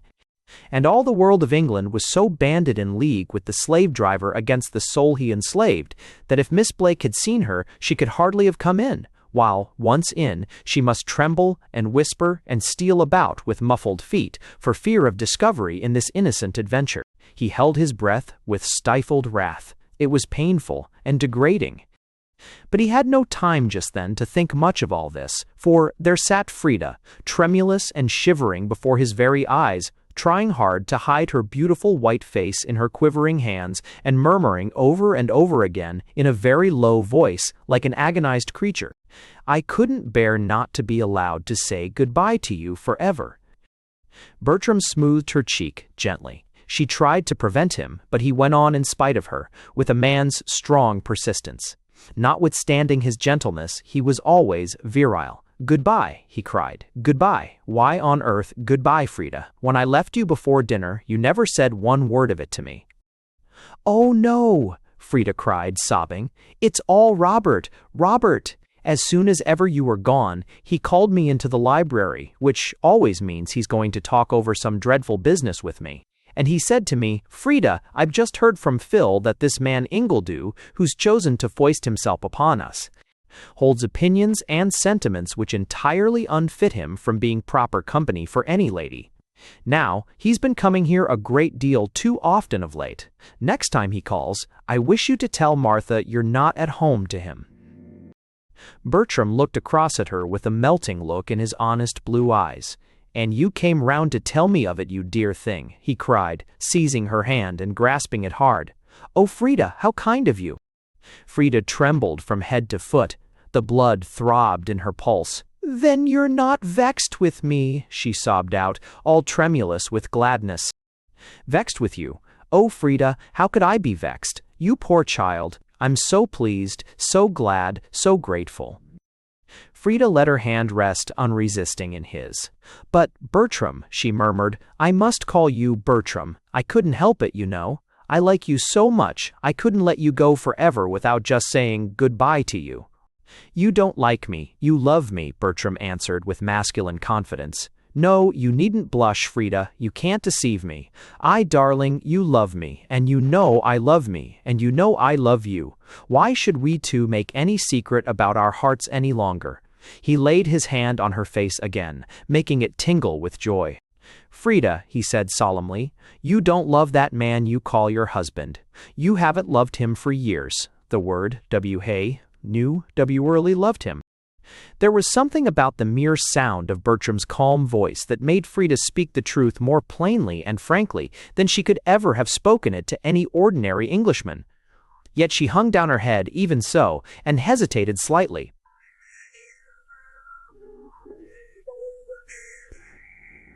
At any rate, I was pleased and flattered he should marry me. Pleased and flattered, Bertram exclaimed, more to himself than to her. Great heavens, how incredible! Pleased and flattered by that man, one can hardly conceive it. But you've never loved him since, Frida. You can't look me in the face and tell me you love him. No, not since the first few months, Frida answered, still hanging her head. But, Bertram, he's my husband, and of course I must obey him. You must do nothing of the sort, Bertram cried authoritatively. You don't love him at all, and you mustn't pretend to. It's wrong, it's wicked, sooner or later. He checked himself. I'll wait a bit till you're stronger and better able to understand it. But there must be no more silly talk of farewells between us. I won't allow it. You're mine now, 1,000 times more truly mine than ever you were Monteith's, and I can't do without you. You must go back to your husband for the present, I suppose. The circumstances compel it, though I don't approve of it. But you must see me again. And soon, W, and often, just the same as usual. I won't go to your house, of course. The house is Monteith's, and everywhere among civilized and rational races, the sanctity of the home is rightly respected. But you yourself he has no claim or right to taboo, and if I can help it, he shan't taboo you. You may go home now tonight, dear one, but you must meet me often. If you can't come round to my rooms, for fear of Miss Blake's fetish, the respectability of her house, we must meet elsewhere, till I can make fresh arrangements. Frida gazed up at him in doubt. But will it be right, Bertram? She murmured. The man looked down into her big eyes in dazed astonishment. Why, Frida, he cried, half pained at the question, do you think if it were wrong, I'd advise you to do it? I'm here to help you, to guide you, to lead you on by degrees to higher and truer life. How can you imagine I'd ask you to do anything on earth unless I felt perfectly sure and convinced it was the very most right and proper conduct? His arm stole round her waist and drew her tenderly towards him. Frida allowed the caress passively. There was a robust frankness about his love-making that seemed to rob it of all taint or tinge of evil. Then he caught her bodily in his arms, like a man who has never associated the purest and noblest of human passions with any lower thought, any baser personality. He had not taken his first lessons in the art of love from the wearied lips of joyless courtesans whom his own kind had debased and unsexed and degraded out of all semblance of womanhood. He bent over the woman of his choice and kissed her with chaste warmth. On the forehead first, then, after a short interval, twice on the lips. At each kiss, from which she somehow did not shrink, as if recognizing its purity, Frida felt a strange thrill course through and through her. She quivered from head to foot.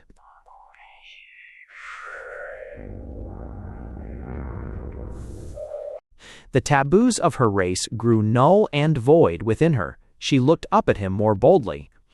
"Oh, Bertram," she whispered, nestling close to his side and burying her blushing face in the man's curved bosom.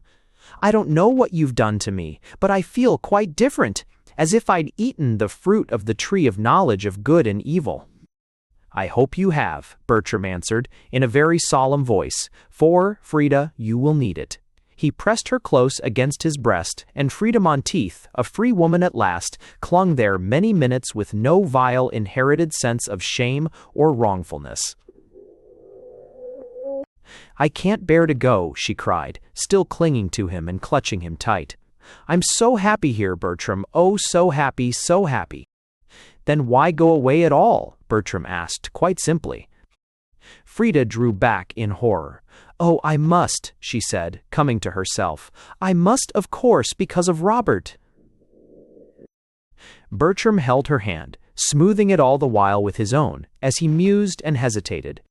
"Well, it's clearly wrong to go back," he said, after a moment's pause.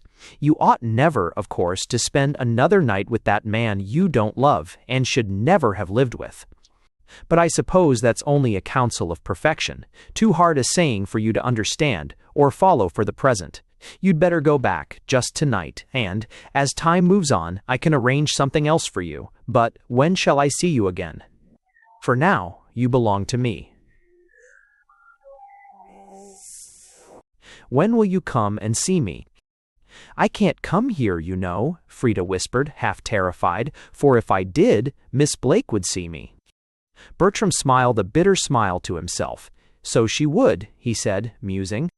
"And though she's not the least interested in keeping up Robert Monteith's proprietary claim on your life and freedom, I'm beginning to understand now that it would be an offense against that mysterious and incomprehensible entity they call respectability if she were to allow me to receive you in her rooms. It's all very curious, but, of course, while I remain, I must be content to submit to it. By and by, perhaps, Frida, we two may manage to escape together from this iron generation. Meanwhile, I shall go up to London less often for the present, and you can come and meet me, dear, in the Middle Mill Fields at 2 o'clock on Monday." She gazed up at him with perfect trust in those luminous dark eyes of hers. "I will, Bertram," she said firmly. She knew not herself what his kiss had done for her, but one thing she knew. From the moment their lips met, she had felt and understood, in a flood of vision, that perfect love which casteth out fear, and was no longer afraid of him. "That's right, darling," the man answered, stooping down and laying his cheek against her own once more. "You are mine, and I am yours. You are not, and never were, Robert Monteith's, my Frida. So now, good night, till Monday, at 2, beside the stile in Middle Mill Meadows." She clung to him for a moment in a passionate embrace. He let her stop there, while he smoothed her dark hair with one free hand. Then suddenly, with a burst, the older feelings of her race overcame her. For a minute, she broke from his grasp and hid her head, all crimson, in a cushion on the sofa. 1 second later, again she lifted her face unabashed. The new impulse stirred her. "I'm proud I love you, Bertram," she cried, with red lips and flashing eyes, "and I'm proud you love me." With that, she slipped quietly out and walked, erect and graceful, no longer ashamed, down the lodging-house passage. X. When she returned, Robert Monteith sat asleep over his paper in his easy-chair. It was his wont at night when he returned from business. Frida cast one contemptuous glance as she passed at his burly, unintelligent form and went up to her bedroom. But all that night long she never slept. Her head was too full of Bertram Ingledew. Yet, strange to say, she felt not one qualm of conscience for their stolen meeting. No feminine terror, no fluttering fear disturbed her equanimity. It almost seemed to her as if Bertram's kiss had released her by magic, at once and forever, from the taboos of her nation. She had slipped out from home unperceived, that night, in fear and trembling, with many sinkings of heart and dire misgivings, while Robert and Phil were downstairs in the smoking room. She had slunk round, crouching low, to Miss Blake's lodgings, and she had terrified her soul on the way with a good woman's doubts and a good woman's fears as to the wrongfulness of her attempt to say good-bye to the friend she might now no longer mix with. But from the moment her lips and Bertram's touched, all fear and doubt seemed utterly to have vanished. She lay there all night in a fierce ecstasy of love, hugging herself for strange delight, thinking only of Bertram, and wondering what manner of thing was this promised freedom, whereof her lover had spoken to her so confidently. She trusted him now. She knew he would do right, and right alone. Whatever he advised, she would be safe in following. Next day, Robert went up to town to business as usual. He was immersed in palm oil. By 1:45, Frida found herself in the fields. But, early as she went to fulfill her tryst, Bertram was there before her. He took her hand in his with a gentle pressure, and Frida felt a quick thrill she had never before experienced course suddenly through her. She looked around to right and left to see if they were observed. Bertram noticed the instinctive movement. "My darling," he said in a low voice, "this is intolerable, unendurable. It's an insult not to be borne that you and I can't walk together in the fields of England without being subjected thus to such a many-headed espionage. I shall have to arrange something before long so as to see you at leisure. I can't be so bound by all the taboos of your country." She looked up at him trustfully. "As you will, Bertram," she answered without a moment's hesitation. "I know I'm yours now. Let it be what it may. I can do what you tell me." He looked at her and smiled. He saw she was pure woman. He had met at last with a sister soul. There was a long, deep silence. Frida was the first to break it with words. "Why do you always call them taboos, Bertram?" she asked at last, sighing. "Why, Frida, don't you see?" he said, walking on through the deep grass. "Because they are taboos, that's the only reason. Why not give them their true name? We call them nothing else among my own people. All taboos are the same in origin and spirit, whether savage or civilized, Eastern or Western. You must see that now, for I know you are emancipated.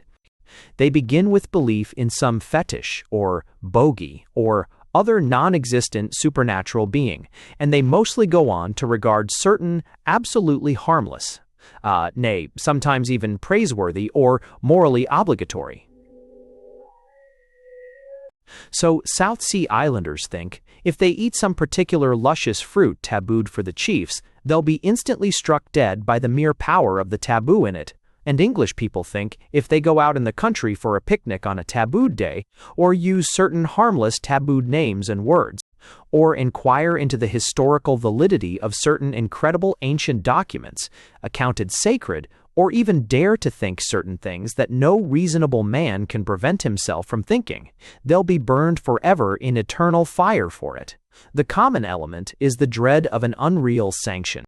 So in Japan and West Africa, the people believe the whole existence of the world and the universe is bound up with the health of their own particular king or the safety of their own particular royal family, and therefore they won't allow their Mikado or their chief to go outside his palace, lest he should knock his royal foot against a stone, and so prevent the sun from shining and the rain from falling. In other places, it's a tree or a shrub with which the stability and persistence of the world is bound up. Whenever that tree or shrub begins to droop or wither, the whole population rushes out in bodily fear and awe, bearing water to pour upon it and crying aloud with wild cries as if their lives were in danger. If any man were to injure the tree, which of course is no more valuable than any other bush of its sort, they'd tear him to pieces on the spot and kill or torture every member of his family. And so too, in England, most people believe, without a shadow of reason, that if men and women were allowed to manage their own personal relations, free from tribal interference, all life and order would go to rack and ruin. The world would become one vast, horrible orgy, and society would dissolve in some incredible fashion. To prevent this imaginary and impossible result, they insist upon regulating one another's lives from outside with the strictest taboos, like those which hem round the West African kings, and punish with cruel and relentless heartlessness every man, and still more every woman, who dares to transgress them. "I think I see what you mean," Frida answered, blushing. "And I mean it in the very simplest and most literal sense," Bertram went on quite seriously. "I'd been among you some time before it began to dawn on me that you English didn't regard your own taboos as essentially identical with other people's.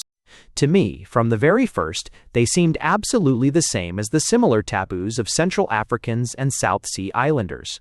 All of them spring alike from a common origin, the queer, savage belief that various harmless or actually beneficial things may become at times in some mysterious way harmful and dangerous.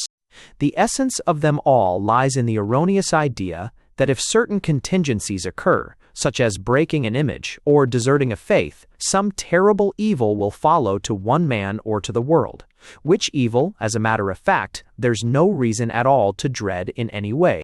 Sometimes, as in ancient Rome, Egypt, Central Africa, and England, the whole of life gets enveloped at last in a perfect mist and labyrinth of taboos, a cobweb of conventions.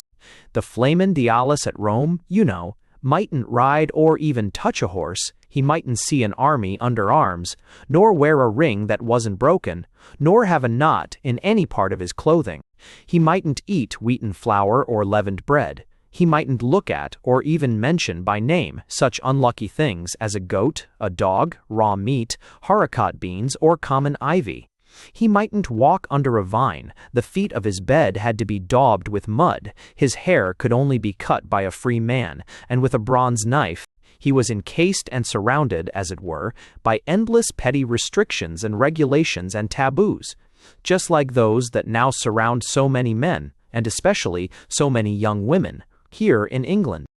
"And you think they arise from the same causes?" Frida said, half hesitating, for she hardly knew whether it was not wicked to say so. "Why, of course they do," Bertram answered confidently. "That's not matter of opinion now, it's matter of demonstration. The worst of them all in their present complicated state are the ones that concern marriage and the other hideous sex taboos. They seem to have been among the earliest human abuses.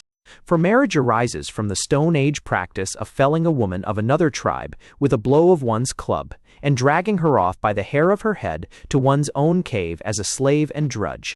And they are still the most persistent and cruel of any, so much so that your own people, as you know, taboo even the fair and free discussion of this, the most important and serious question of life and morals. They make it, as we would say at home, a refuge for enforced ignorance. For it's well known that early tribes hold the most superstitious ideas about the relation of men to women, and dread the most ridiculous and impossible evils resulting from it. And these absurd terrors of theirs seem to have been handed on intact to civilized races. So that for fear of I know not what ridiculous bogey of their own imaginations, or dread of some unnatural restraining deity, men won't even discuss a matter of so much importance to them all, but, rather than let the taboo of silence be broken, will allow such horrible things to take place in their midst as I have seen with my eyes for these last 6 or 7 weeks in your cities. Oh, Frida, you can't imagine what things, for I know they hide them from you, cruelties of lust and neglect and shame such as you couldn't even dream of. Women dying of foul disease, in want and dirt deliberately forced upon them by the will of your society, destined beforehand for death, a hateful, lingering death. A death more disgusting than aught you can conceive, in order that the rest of you may be safely tabooed, each a mate intact for the man who weds her. It's the hatefulest taboo of all the hateful taboos I've ever seen on my wanderings, the unworthiest of a pure or moral community." He shut his eyes as if to forget the horrors of which he spoke. They were fresh and real to him. Frida did not like to question him further. She knew to what he referred, and in a dim, vague way, for she was less wise than he, she thought she could imagine why he found it all so terrible. They walked on in silence a while through the deep, lush grass of the July meadow. At last Bertram spoke again. "Frida," he said, with a trembling quiver, "I didn't sleep last night. I was thinking this thing over, this question of our relations." "Nor did I," Frida answered, thrilling through, responsive. "I was thinking the same thing. And, Bertram, 'twas the happiest night I ever remember." Bertram's face flushed rosy red, that native color of triumphant love, but he answered nothing. He only looked at her with a look more eloquent by far than 1,000 speeches. "Frida," he went on at last, "I've been thinking it all over, and I feel, if only you can come away with me for just 7 days, I could arrange at the end of that time to take you home with me." Frida's face in turn waxed rosy red, but she answered only in a very low voice. Thank you, Bertram." "Would you go with me?" Bertram cried, his face aglow with pleasure. "You know, it's a very, very long way off, and I can't even tell you where it is or how you get there. But can you trust me enough to try? Are you not afraid to come with me?"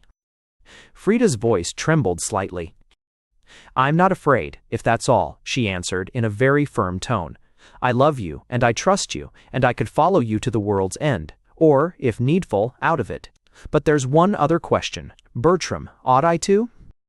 She asked it, more to see what answer Bertram would make to her than from any real doubt, for ever since that kiss last night, she felt sure in her own mind, with a woman's certainty, whatever Bertram told her was the thing she ought to do, but she wanted to know in what light he regarded it. Bertram gazed at her hard. "Why, Frida," he said, "it's right, of course, to go. The thing that's wrong is to stop with that man 1 minute longer than's absolutely necessary. You don't love him. You never loved him, or, if you ever did, you've long since ceased to do so. Well then, it's a dishonor to yourself to spend 1 more day with him. How can you submit to the hateful endearments of a man you don't love or care for? How wrong to yourself, how infinitely more wrong to your still unborn and unbegotten children. Would you consent to become the mother of sons and daughters by a man whose whole character is utterly repugnant to you? Nature has given us this divine instinct of love within, to tell us with what persons we should spontaneously unite. Will you fly in her face and unite with a man whom you feel and know to be wholly unworthy of you? With us, such conduct would be considered disgraceful. We think every man and woman should be free to do as they will with their own persons, for that is the very basis and foundation of personal liberty. But if any man or woman were openly to confess they yielded their persons to another for any other reason than because the strongest sympathy and love compelled them, we should silently despise them. If you don't love Monteith, it's your duty to him, and still more, your duty to yourself and your unborn children, at once to leave him. If you do love me, it's your duty to me, and still more your duty to yourself and our unborn children, at once to cleave to me. Don't let any sophisms of taboo mongers come in to obscure that plain natural duty. Do right first, let all else go. For one of yourselves, a poet of your own, has said truly, because right is right to follow right, were wisdom in the scorn of consequence. Frida looked up at him with admiration in her big black eyes. She had found the truth, and the truth had made her free. "Oh, Bertram," she cried with a tremor, "it's good to be like you. I felt from the very first how infinitely you differed from the men about me. You seemed so much greater and higher and nobler. How grateful I ought to be to Robert Monteith for having spoken to me yesterday and forbidden me to see you. For if he hadn't, you might never have kissed me last night, and then I might never have seen things as I see them at present." There was another long pause, for the best things we each say to the other are said in the pauses. Then Frida relapsed once more into speech. "But what about the children?" she asked rather timidly. Bertram looked puzzled. "Why, what about the children?" he repeated in a curious way. "What difference on earth could that make to the children?" "Can I bring them with me, I mean?" Frida asked, a little tremulous for the reply. "I couldn't bear to leave them. Even for you, dear Bertram, I could never desert them." Bertram gazed at her dismayed. "Leave them!" he cried. "Why, Frida, of course you could never leave them. Do you mean to say anybody would be so utterly unnatural, even in England, as to separate a mother from her own children?" "I don't think Robert would let me keep them," Frida faltered, with tears in her eyes. "And if he didn't, the law, of course, would take his side against me." "Of course," Bertram answered with grim sarcasm in his face. "Of course, I might have guessed it. If there is an injustice or a barbarity possible, I might have been sure the law of England would make haste to perpetrate it."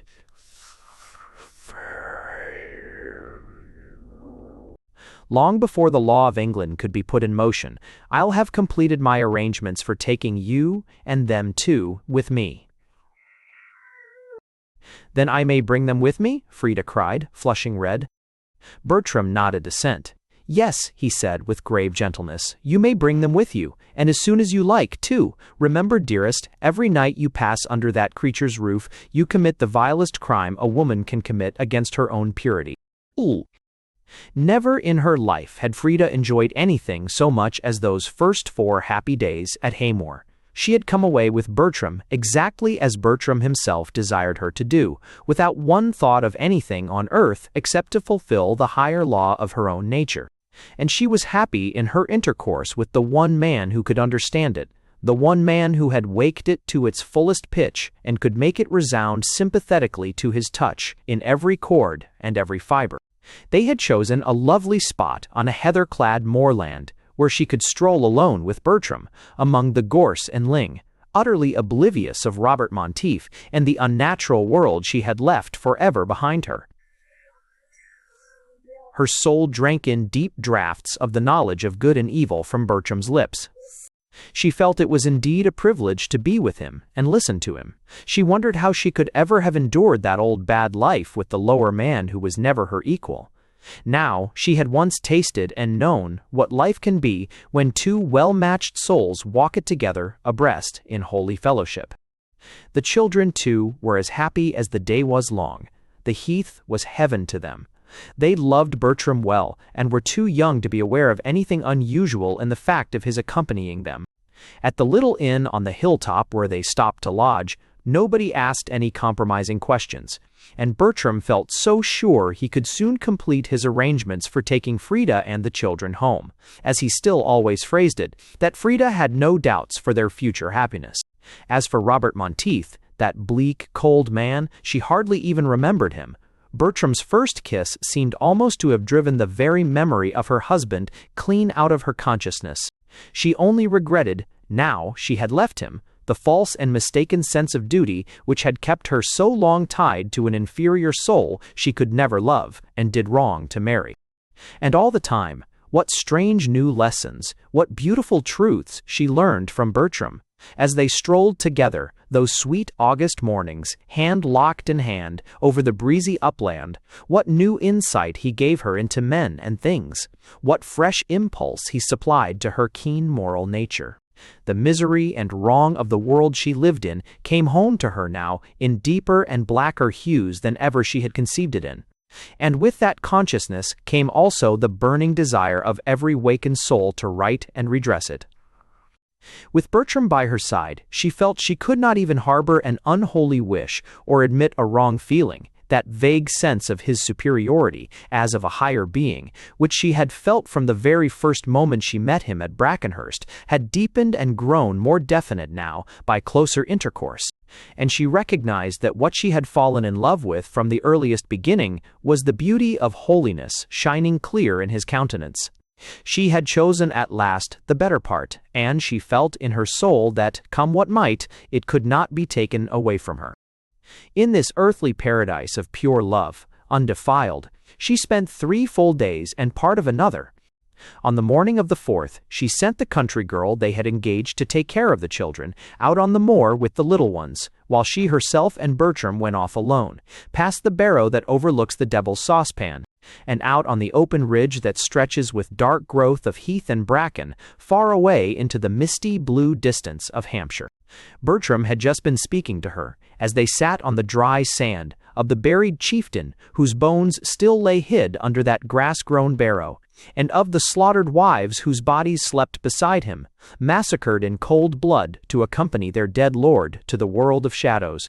He had been contrasting these hideous slaveries of taboo-ridden England, past or present, with the rational freedom of his own dear country, whither he hoped so soon with good luck to take her, when suddenly Frida raised her eager eyes from the ground, and saw somebody or something coming across the moor from eastward in their direction. All at once, a vague foreboding of evil possessed her. Hardly quite knowing why, she felt this approaching object augured no good to their happiness. "Look, Bertram," she cried, seizing his arm in her fright, "there's somebody coming." Bertram raised his eyes and looked, then he shaded them with his hands. "How strange," he said simply, in his candid way. "It looks for all the world just like the man who was once your husband." Frida rose in alarm. "Oh, what can we do?" she cried, wringing her hands. "Whatever can we do? It's Robert." "Surely he can't have come on purpose," Bertram exclaimed, taken aback. "When he sees us, he'll turn aside. He must know of all people on earth he's the one least likely at such a time to be welcome. He can't want to disturb the peace of another man's honeymoon." But Frida, better used to the savage ways of the world she had always lived in, made answer, shrinking and crouching, "He's hunted us down, and he's come to fight you." "To fight me?" Bertram exclaimed. "Oh, surely not that. I was told by those who ought best to know, you English had got far beyond the stage of private war and murderous vendetta." "For everything else," Frida answered, cowering down in her terror of her husband's vengeance, not for herself indeed so much as for Bertram. "For everything else we have, but not for a woman." There was no time just then, however, for further explanation of this strange anomaly. Monteith had singled them out from a great distance with his keen, clear sight, inherited from generations of Highland ancestors, and now strode angrily across the moor, with great wrathful steps, in his rival's direction. Frida nestled close to Bertram, to protect her from the man to whom her country's laws and the customs of her tribe would have handed her over blindfold. Bertram soothed her with his hand, and awaited in silence, with some dim sense of awe, the angry barbarian's arrival.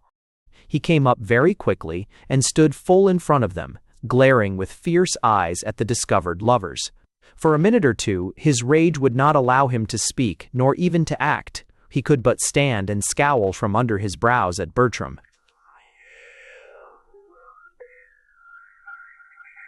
He burst forth. "So at last I've caught you. How dare you sit there and look me straight in the face? You infernal thief! How dare you? How dare you?" Bertram rose and confronted him, his own face, too, flushed slightly with righteous indignation, but he answered for all that in the same calm and measured tones as ever. "I am not a scoundrel, and I will not submit to be called so even by an angry savage. I ask you in return, how dare you follow us? You must have known your presence would be very unwelcome. I should have thought this was just the one moment in your life and the one place on earth where even you would have seen that to stop away was your imperative duty. Mere self-respect would dictate such conduct. This lady has given you clear proof indeed that your society and converse are highly distasteful to her." Robert Monteith glared across at him with the face of a tiger. "You infamous creature," he cried, almost speechless with rage, "do you dare to defend my wife's adultery?" Bertram gazed at him with a strange look of mingled horror and astonishment. "You poor wretch," he answered, as calmly as before, but with evident contempt. "How can you dare, such a thing as you, to apply these vile words to your moral superiors? Adultery it was indeed, an untruth to her own higher and purer nature, for this lady to spend one night of her life under your roof with you. What she has taken now, in exchange, is holy marriage, the only real and sacred marriage, the marriage of true souls, to which even the wiser of yourselves, the poets of your nation, would not admit impediment. If you dare to apply such base language as this to my lady's actions, you must answer for it to me, her natural protector, for I will not permit it." At the words, quick as lightning, Monteith pulled from his pocket a loaded revolver and pointed it full at his rival. With a cry of terror, Frida flung herself between them and tried to protect her lover with the shield of her own body. But Bertram gently unwound her arms and held her off from him tenderly. "No, no, darling," he said slowly, sitting down with wonderful calm upon a big gray sarsen stone that abutted upon the pathway. "I had forgotten again. I keep always forgetting what kind of savages I have to deal with. If I chose, I could snatch that murderous weapon from his hand and shoot him dead with it in self-defense, for I'm stronger than he is. But if I did, what use? I could never take you home with me. And after all, what could we either of us do in the end in this bad, wild world of your fellow countrymen? They would take me and hang me, and all would be up with you. For your sake, Frida, to shield you from the effects of their cruel taboos, there's but one course open. I must submit to this madman. He may shoot me if he will. Sue, stand free, and let him." But with a passionate oath, Robert Monteith seized her arm and flung her madly from him. She fell, reeling, on one side. His eyes were bloodshot with the savage thirst for vengeance. He raised the deadly weapon. Over 10 years and slight, he raised the deadly weapon. Bertram Ingledew, still seated on the big round boulder, opened his breast in silence to receive the bullet.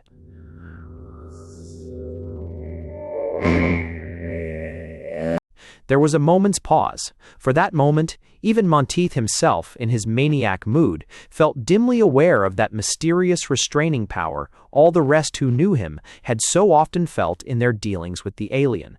But it was only for a moment. His coarser nature was ill-adapted to recognize that ineffable air as of a superior being that others observed in him. He pulled the trigger and fired.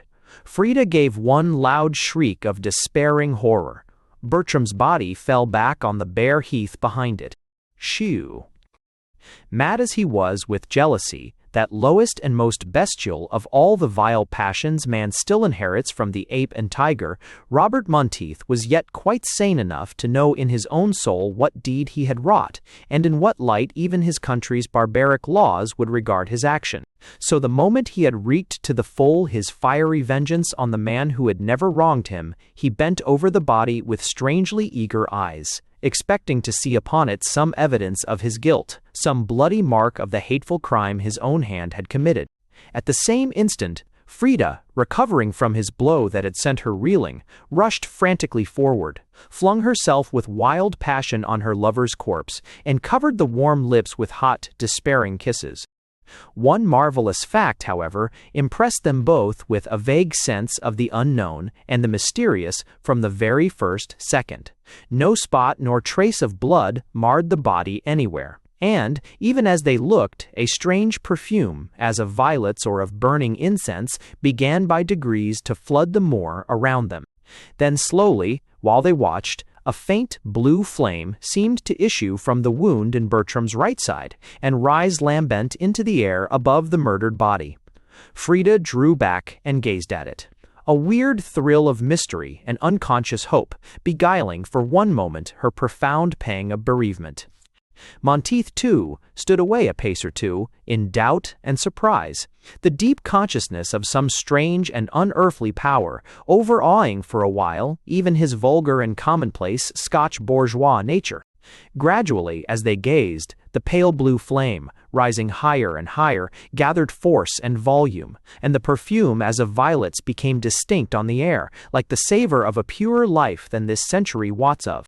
Bit by bit, the wan blue light, flickering thicker and thicker, shaped itself into the form and features of a man, even the outward semblance of Bertram Ingledew. Shadowy, but transfigured with an ineffable glory, it hovered for a minute or two above the spot on the moor where the corpse had lain, for now they were aware that as the flame shape formed, the body that lay dead upon the ground beneath dissolved by degrees and melted into it. Not a trace was left on the heath of Robert Monteith's crime, not a dapple of blood, not a clot of gore, only a pale blue flame and a persistent image represented the body that was once Bertram Ingledew's. Again, even as they looked, a still weirder feeling began to creep over them. The figure, growing fainter, seemed to fade away piecemeal in the remote distance. But it was not in space that it faded. It appeared rather to become dim in some vaguer and far more mysterious fashion, like the memories of childhood or the aching abysses of astronomical calculation. As it slowly dissolved, Frida stretched out her hands to it with a wild cry, like the cry of a mother for her firstborn. "Oh, Bertram," she moaned, "where are you going? Do you mean to leave me? Won't you save me from this man? Won't you take me home with you?"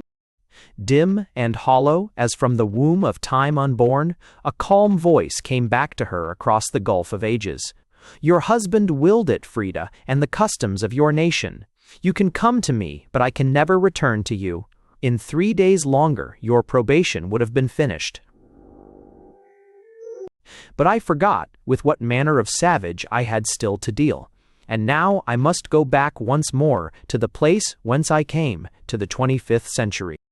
The voice died away in the dim recesses of the future. The pale blue flame flickered forward and vanished. The shadowy shape melted through an endless vista of tomorrows.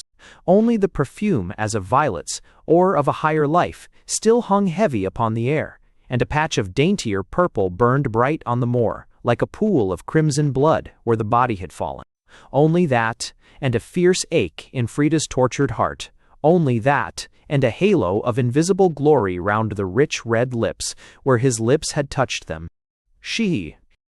Frida seated herself in her misery on the ice-worn boulder where 3 minutes earlier Bertram had been sitting. Her face was buried in her bloodless hands. All the world grew blank to her. Monteith, for his part, sat down a little way off with folded arms on another sarsen stone, fronting her. The strange and unearthly scene they had just passed through impressed him profoundly. For the first few minutes, a great horror held him. But his dogged Scottish nature still brooded over his wrongs, in spite of the terrible sight he had so unexpectedly evoked.